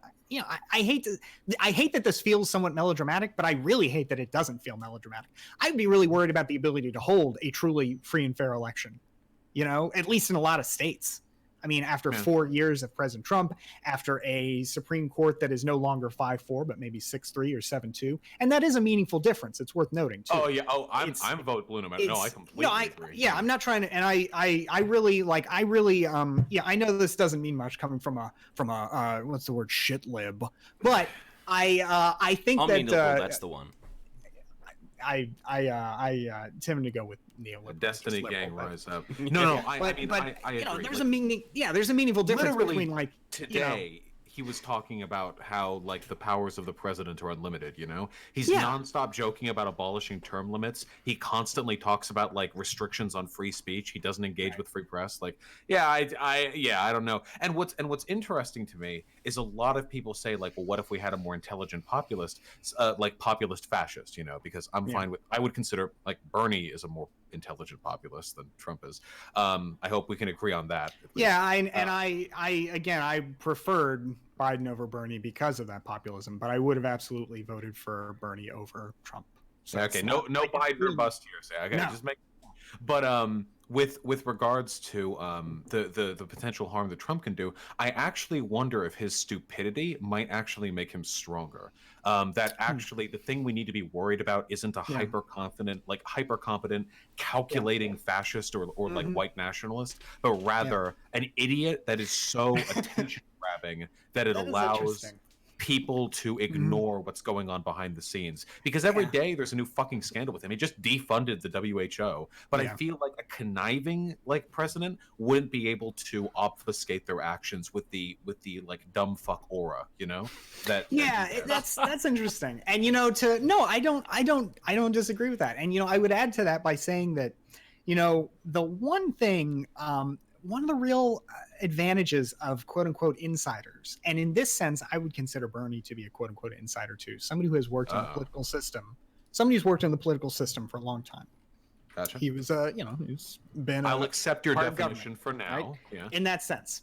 Now, not in the establishment tent, but somebody who has operated in the halls of government for a long time. I think there's a set of basic norms that go along with that, or that go along with maybe a lifetime spent in the practice of law, or in basically in participation in systems that I think that maybe narrows the range of what you feel is acceptable once you have power. Like, for example, Bernie, maybe this is a reflection of this. He said he wouldn't get rid of the filibuster.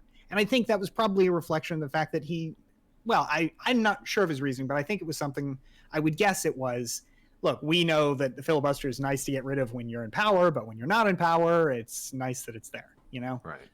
So I think I agree with that. If you don't know what the fuck you're doing and you have no prior experience and no one's told you what the limits are, you can swagger in and do almost anything. Yeah, and a huge thing that President Trump has revealed is how much of our system of government, unfortunately, is based not on like laws, but on norms. Like the whole idea of putting all your assets in a blind trust. Turned out that was just a norm that everybody else, I think everybody else, had just been following up to that point in time. And then suddenly Trump comes in and says no, and there's nothing stopping him except an emoluments clause nobody has ever interpreted, and here we are. So. You don't store all of your money in like a safe box that you bury in the backyard? No. How much gold do you have on your property? You seem like the kind of guy who would have a lot of gold somewhere on your property. Something about your hair. Hey. Am I wrong? Across multiple of his properties here. I think that's well, you know, the reason you have to have multiple properties is to make sure nobody knows which yard to dig up. But the no, I don't know. No, okay, just kidding. No. I think that's your difference between maybe a neoliberal and a libertarian who will insist that gold is money. No, I'm not like an abolish the Fed type. Okay, wait. Actually, I'm really interested in. Oh wait, fuck. There were questions I was going to ask you. Okay, wait, hold on. So two things. Yeah. First of all, I guess we can do this sequentially. With regards to the Federal Reserve, okay. Yeah.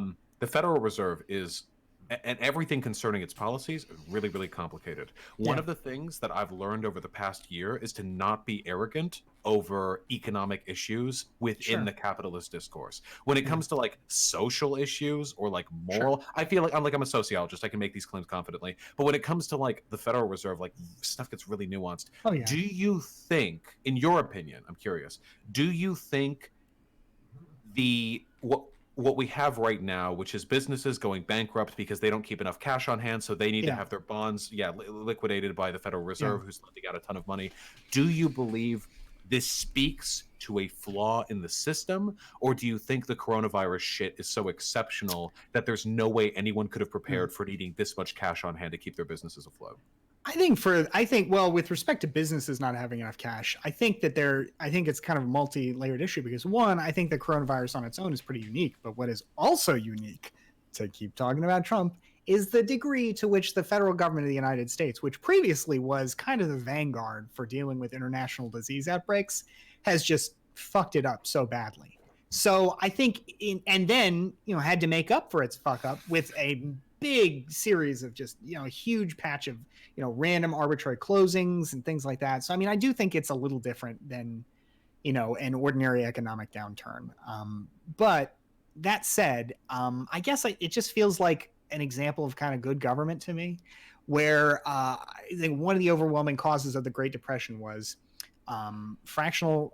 Well, you know, I'm not going to pretend to be an economist, but based on my understanding, a huge part of that was, you know, our banking system depends on fractional reserve banking, which I think is a good thing in the sense of if you put $10 into the bank only has to have so much cash on hand and it can loan the rest out and therefore basically keep money going rather than having it sitting in one place. And I think that's a generally good thing to have money, to not have so much money sitting around in one place doing nothing. You know, rather that's generally a bad thing. You don't want, you don't want like $1.5 trillion in the economy just sitting in banks because they're afraid to lend it out. Yeah. Or because, you know, there's been some regulation that says, you know, if you want to be eligible for help during a downturn, you have to keep this much on hand. And to the extent the Federal Reserve is basically making the system work by loaning out money that then has to be paid back with interest, I don't think that's a bad thing. The one thing I would say though is it does, and I haven't really thought this through, but I think one would probably have to think about, well, at what point do you have public banking then, you know? And at what point do you say, well, you know, maybe we should have public banks that can compete with private banks? And at one point in the early history of the United States, there was a public bank, the Bank of the United States that Andrew Jackson famously made his enemy.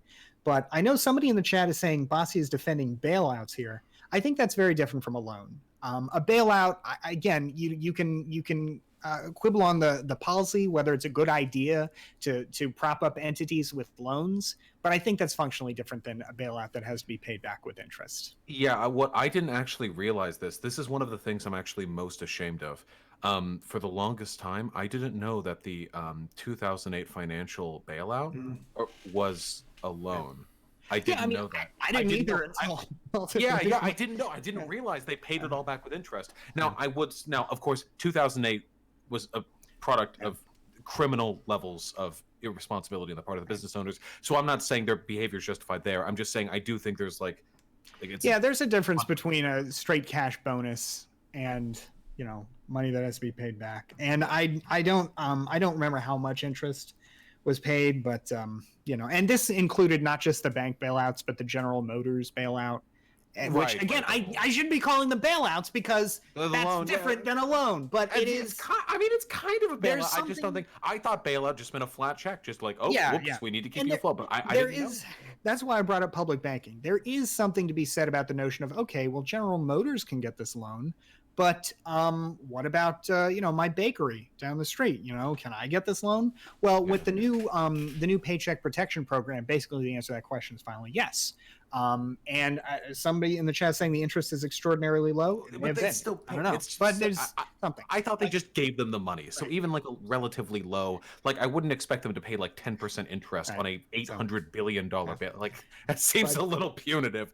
But it is worth nevertheless asking, okay, so why is it then that not all businesses can get this? Why is it only that large critical sectors can get this? Because it is still, knowing that that's a possibility is itself a kind of subsidy that should be corrected, because that is a fundamental advantage that a large business has over a small business. And while I think it's better to correct it and then try and fix it after the fact, I also acknowledge then to let the economy fail. Like, for example, I think it would have been better to quote unquote bail out with a loan the Lehman Brothers bank that started the chain of failures that is alleged to have started the chain of failures and disasters in 2008. I think that would have been the better policy, as distasteful as it would be. But, I think it does raise questions about, if we're doing this, if we're always doing this, then is this not something that people can come to depend on at a certain level of size? And so those are questions that need to be addressed. At the moment aren't. I'm curious what your answer would be to this, because I don't like, as I said earlier, I don't really like the government taking over problems. I don't trust the government. I think that in some instances it's very helpful to have the government on your side, but for the most part, I think they have their ulterior interests that take precedent over serving the people. Sure. But with regards to the coronavirus situation, let's dispense, I think, with the particulars and the nuance and just speak broadly of ethics. Would you be okay with, in times of crisis such as this, certain supply lines being temporarily seized by the government to try and implement a nationwide ration? They take over and pay for this meat chain, these agricultural outlets here, this district, just take it over like USPS and try to, off the taxpayer's dime, kind of compensate for what a lot of people are doing right now with takeout and Uber Eats, Yeah, I think that is something that the government should have in reserve, but I also think that it's probably typically unnecessary. It just depends on what's going on, I guess. I guess the maximum of what you can imagine the U.S. federal government doing is what it did in World War II, right? Where companies that refused to cooperate in the war effort, and most companies I think did cooperate, but there's a famous photo of the CEO of the Woolworths Corporation being hauled out by the police because he refused to cooperate.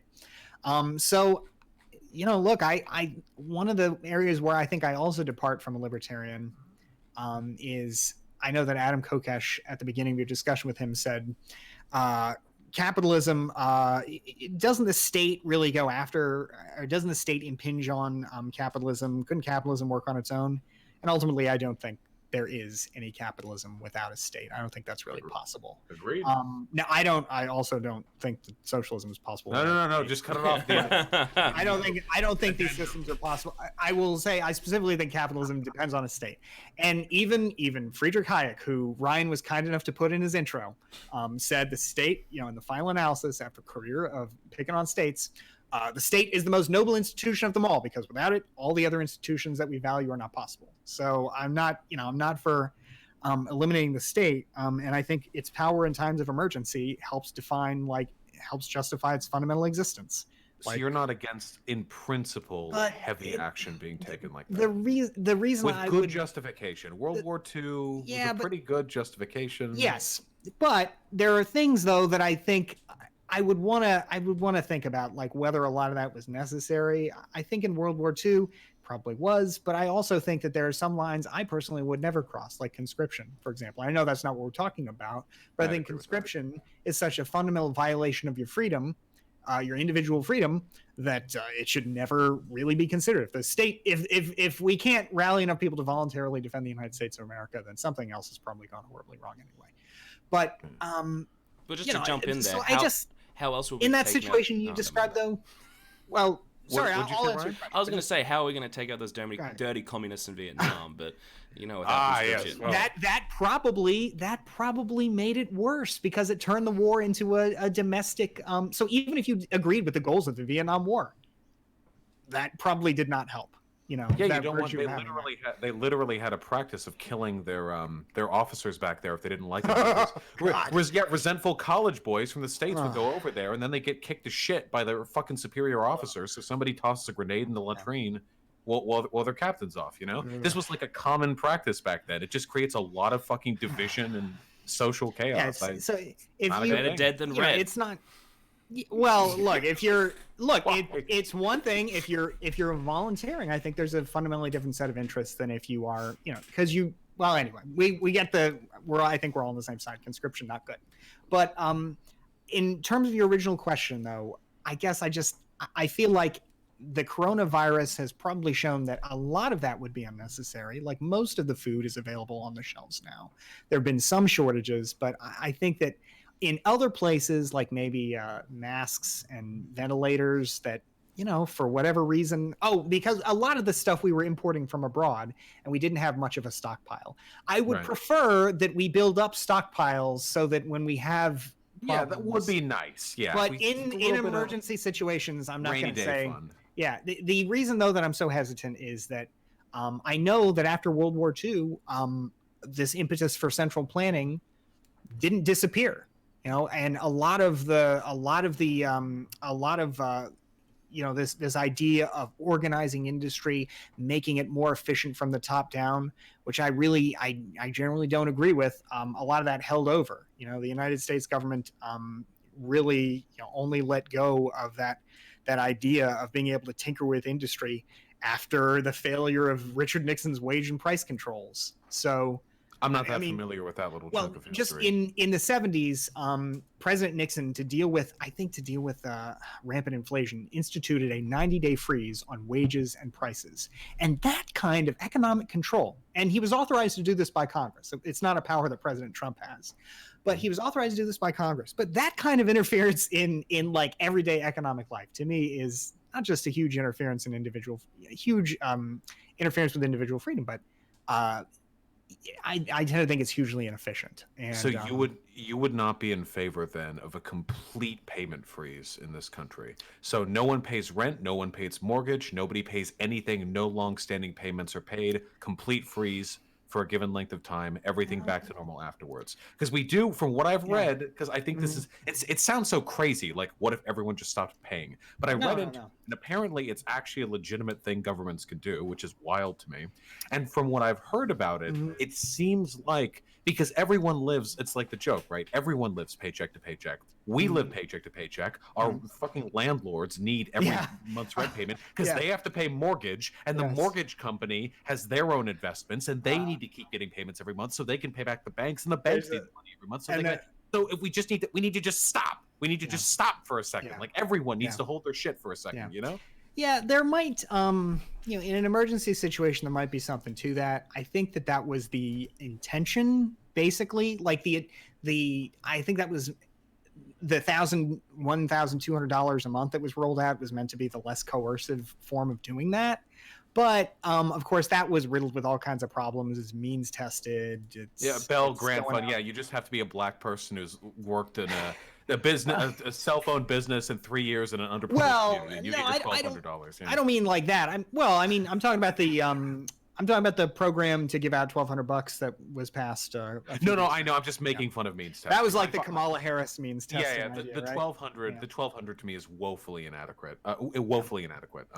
It's like an embarrassment. And the fact that it's like, even if it were not quite enough, if it were dependable, at least if you knew when it was going to be rolled out. But it's been another example of just like bad government. Like, this is good policy, I think. Maybe there should be more, the amount should be higher. But I think this is a good policy idea to meet basically what you just described, that problem, which to deal with that in a way that right now the federal government, in order to take on that power again, that would be, I don't think we're even there yet for the federal government to be able to say, all right, we're going to control all the prices and wages and fees and things again.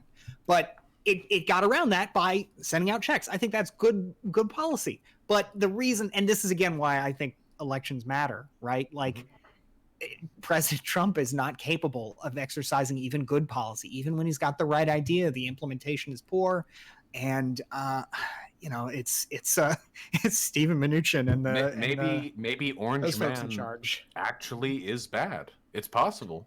Well, there's an interesting term that I think Tyler Cowen he came up with, which is like state capacity libertarian. And that is to say, even if you're a libertarian, you should want your state to be able to do the things it sets out to do. So like, even if you don't like government, you should hope that when the government sets out a goal, it can, within reason, it can achieve its goal. I completely agree. Yeah, just because you hate a system doesn't mean you still want to not optimize that system. Right. I don't like private business, but if somebody's going to try and roll out some like provision or regulation that would help average workers within the context of that system, I'll still try to work. Like, right. I feel a lot of people like set their thresholds for meaningful change beginning at the system they want to live in and nothing below it. They're not willing to contend with the world as it is. It's very frustrating. I said this to Joshua Collins just earlier today, but Ilhan Omar's daughter, who I imagine is pretty distraught over Bernie's loss, said like, this is why young people should never participate in electoral politics ever again. And I got like, with all due respect, that is so fucking stupid. Like, that's such a toxic. I don't really get it. Like, I imagine there are all kinds of reasons why young people don't vote, and it would be good to make it easier, I think, for everybody to vote. But I don't understand. Like, I can understand the argument of we need to do more than electoralism, and I think that's absolutely true. Like, I think government. I know you were saying earlier. I don't think you'd probably stand by this point, actually. That voting is the only way we primarily deal with government. Maybe for most people that is, but it should be more than that. Right. Yes. I want people to be involved in their. Right. Yeah. But I don't know why anybody would reject using electoralism to the extent it was available. The only time that makes sense to me is if you're in a situation like, I guess, Russia, where the election is basically rigged. Otherwise, though, I mean, if you've got some hope of a fair election, I don't understand the value in rejecting it. The only argument that I could hear on this is if in some way respecting the legitimacy of the electoral process harmed you.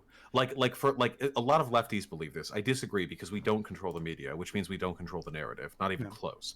But they seem to believe that if we all don't vote because we're disgusted with Biden, and sure, I don't like Biden, that if we all don't vote, everyone will wake up and go, oh my God, we weren't left enough. We weren't able to appeal to the interests of the leftists. Next time we'll do better. As opposed to what would actually happen, which would be everyone on earth blaming us for Trump round 2. Everyone. Which mind you, they're going to do anyway, but they'll do it much worse if we actually don't participate. So to me, like, that's not even a valid argument. If I was put up with Hitler versus Hitler, but also he supports like a small like business loans to like poor communities. I would vote for the latter. I would campaign for the latter. You know, I would go out there. I'd wear the T-shirt and the armband, and I'd get the mustache.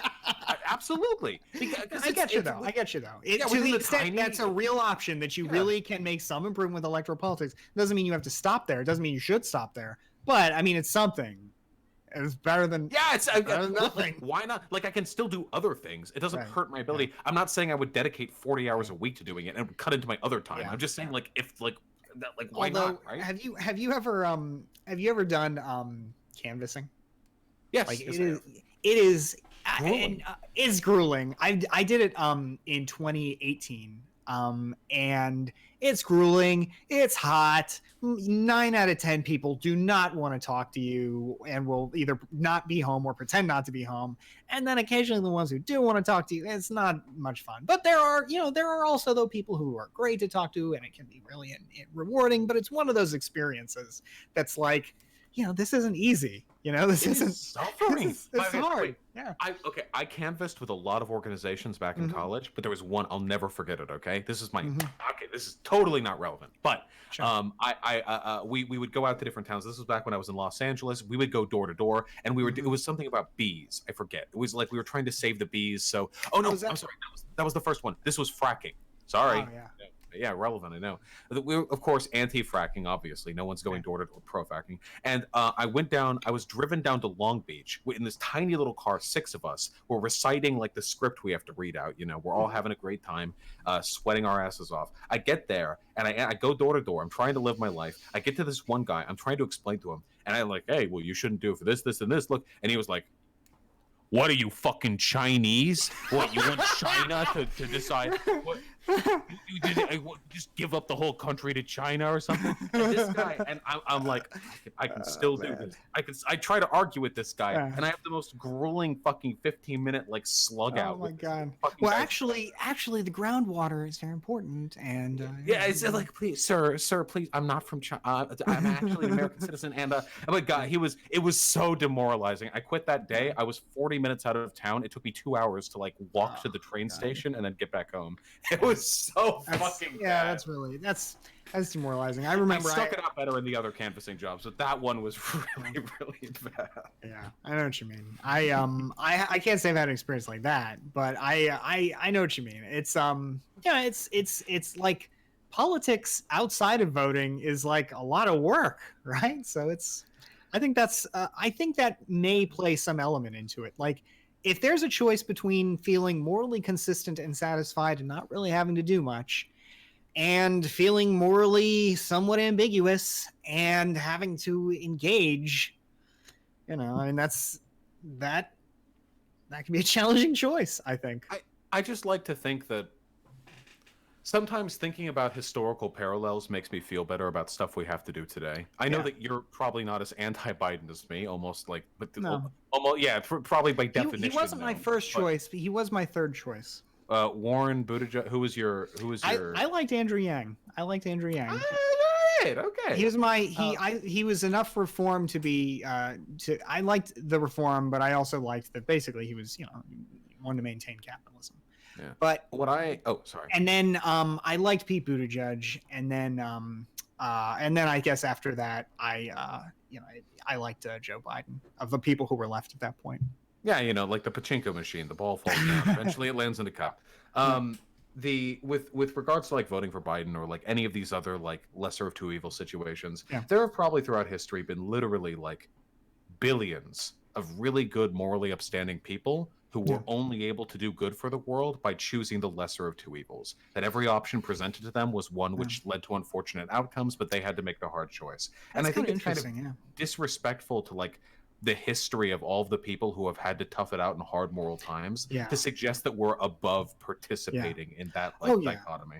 Absolutely. And the thing I always think of is there's this great documentary about the Eastern Front, World War II, called Soviet Storm. And at one point they talked with these Russians who lived in Belarus, or not Russians, but Belarusians and Ukrainians who lived in the Western USSR. And there were a lot of people there. There was some, like, at that particular point in history, your choices are pretty fucking miserable, especially as the war drags on and you're basically dealing with, one murderous master or another. But there were people who made the difficult choice of, well, look, the Soviet Union is a pretty miserable fucking state, but these other people are trying to exterminate us. So we have to, that's our choice, And that's like, I can't think of a more difficult moral choice than that, right? But like Stalin or Hitler, right? But that's, when you're left with that choice, like that's kind of the choice you described earlier, but that's nevertheless a choice where it's pretty clear which one, under which system you've at least got a chance. So, if you were like a Polish official after Russia had begun to push back towards towards not Germany, if that person's like, well, I don't like Stalin and I don't like Hitler, so I'm just not going to do anything, I would not consider that an act of moral courage. No, and it's like it's just anyway. So you get the point. It's just it's. I think you're absolutely right that it's easy to feel that way, but it's just not. It's not real, and it does in a way. I haven't thought about this before, but I think your point is well taken. That it really does kind of devalue the choices made by the difficult choices made by a lot of people in history. Like there was somebody in chat who said, what if participating in the lesser of two evils nonsense, what if that eventually leads to worse outcomes, like through the normalization of that tendency? Yeah. My only response to that would be, I think you should always pick the lesser of two evils and then do more. What the problem is when you accept lesser of two evils and then just accept that, But I'm not just going to vote for Biden and then delete my channel and never be a political agent again. Yeah, you accept the lesser of two evils and then you work to improve it. It's capitulating to that system that's the issue. Somebody who would have voted for like Hillary Clinton over Bernie, Hillary Clinton over Trump, but then just wouldn't have done anything more past that. Like you have to do more. Like politics is hard, Yeah. Wait, that's true. I have to say one thing. I think I see this in the chat actually. No, actually it's not that, but it might shortly thereafter be that. Yeah, we'll talk about that. I thought an hour had passed. It's been 2 hours and 10 minutes. Yeah. I actually have like a prior obligation soon. Okay. So, do we want to hit up with like a final meme and then? Let me address the trans rights point actually, if you don't mind. So absolutely, I believe in trans rights as kind of a fundamental reflection of individual liberty. I think that the laws that should be in place, ultimately, like to protect the rights of trans people, should be something analogous to the rights of people who, the protected status of people of different races or religions, sex discrimination in the workplace, something analogous to that. But yeah, I think it's to me, I think it's just a fundamental expression of individual freedom. I don't think anybody should be obligated, again, outside of situations where we've already done so, like in the workplace. I don't think anybody should be obligated to accept your identity if they don't want to, again, outside of situations like where we've done that in the workplace. But obviously, to me, that's a fundamental expression of the individual freedom to define yourself. So, and that goes, pretty far to me. I think I know that is in a way kind of a reductionistic. It's really kind of a simple take on it, but that's the way I understand it. So, they're waiting on bated breath. Thank you. We get a lot of contentious arguments on my channel. I think people are always made happy with. Yeah. Well, they're always made happy when talking to somebody who doesn't hate all of them. I really don't understand why. Because it seems like there's a huge overlap between people who are anti-trans and anti-gay, and then who are secretly, you know what I mean? I don't understand. It just seems like that kind of excessive hatred is like a reflection of the inability to resolve personal, it's a big meme, but unironically, yeah. I think anyone who paid attention hard enough in high school probably encountered some people who basically lived the meme, Yeah, and of course Nick Fuentes being the big I as always I really appreciate talking to you. For sure, likewise. Ryan, thank you for hosting this, Bastiat. It is always good to know that I am actually still physiologically capable of having good faith conversations, and it's not all drowned in a miasma of blood and contention. Yeah. Well, it is I will say it can be a lot of fun to watch, Nazis get disassembled and somebody like Stefan Molyneux get disassembled. I mean, it really makes me cringe when I'm thinking, okay, I think I could make a pretty good argument for capitalism, and here this guy is really fucking it up bigly as our president. Yeah, well, what hurts me is that when I'm arguing with people like Adam Kokesh or Stefan Molyneux, I have to their policy prescriptions are so idiotic. I have to defend the current system because at least our system functions and wouldn't immediately collapse into a feudal state. Whereas every day they describe instant if they did what they wanted, like the whole country would instantly explode, would catch on fire. So I have to defend hey guys, maybe liberal capitalism isn't that bad compared to this fucking guy, you know? The one reason I know you gotta go. Just the one reason I think it's important that I think that I come to the positions I do is I recognize that there are some big to maintain individual freedom as I envision it. A lot of compromises are made. First of all, we have a state. Second of all, we recognize there are some things the state should do, including the social welfare state I keep talking about. So there's some big compromises necessary to make all this work, and I just don't think that you have an open green field. You wave your hand, you say, this is the land of libertarian freedom, and it just this is all called from freedom that. land. The one law is that you're free. All right, go ahead, folks. I think that there is something to the notion that government can get in the way, but I think absolutely government is also necessary for this thing to work. So. Okay, wonderful. Just quickly, Vaush, why do you have the better hair over Bastiat? What? No, wait, no, I'm taking the L on this one. No, I'm not. This is called red suit disputes. Yes, this is called red suit disputes. Okay, we're not taking some fairness here. All right. All right, there we go.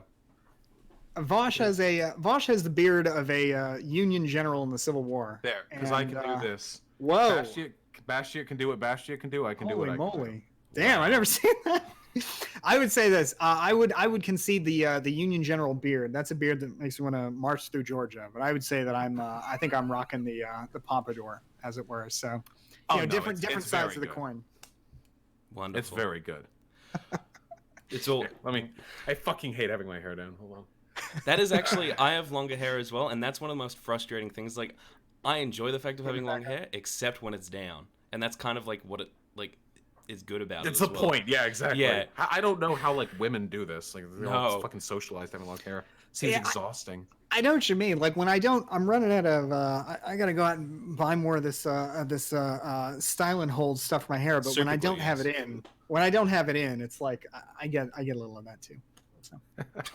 All right. Well, it was great talking with you, Vaush. No, likewise. Please, both of you, thank you so much. I really appreciate it, and I hope you have a phenomenal day. Please stay healthy, Bastiat, of course. Likewise. And Ryan, I hope things are going well with you. I'm glad to hear Australia is slightly less on fire than it was. Well, it was flooding, and then now we're all inside. So it's sort of you going your ups and your downs, and yeah. At least we're not all going to die from coronavirus. So that's the positive. Well, thanks as ever for organizing this, Ryan. And by the way, for anybody listening who is looking for a great YouTube editor, Ryan, Red Suit Ryan is top of the walk. So he's really good. And it turns out when you pay your YouTube editor, you can do some phenomenal work. So. Yeah, and likewise, if I may plug as well, if any of you guys are interested in hearing some insightful neoliberal economic commentary and social commentary at that, unironically, Bastiat's arguments with some of the other folks. I saw your lecture fan, LCT. Yeah. He's the other. I saw that. Unironically, good stuff. Oh, thank you. I appreciate that. And everyone, my plug is to make sure to donate to riseup.com.au and make sure that we can help that people in domestic violence situations get the help that they need. So that's my other thing. So thank you. Right there on. we go. Yes. Well, thank you so much, and we'll talk again soon. Yes, of course. Thank you, Have a wonderful day, both of you. Have a wonderful day. All right. Bye, everyone.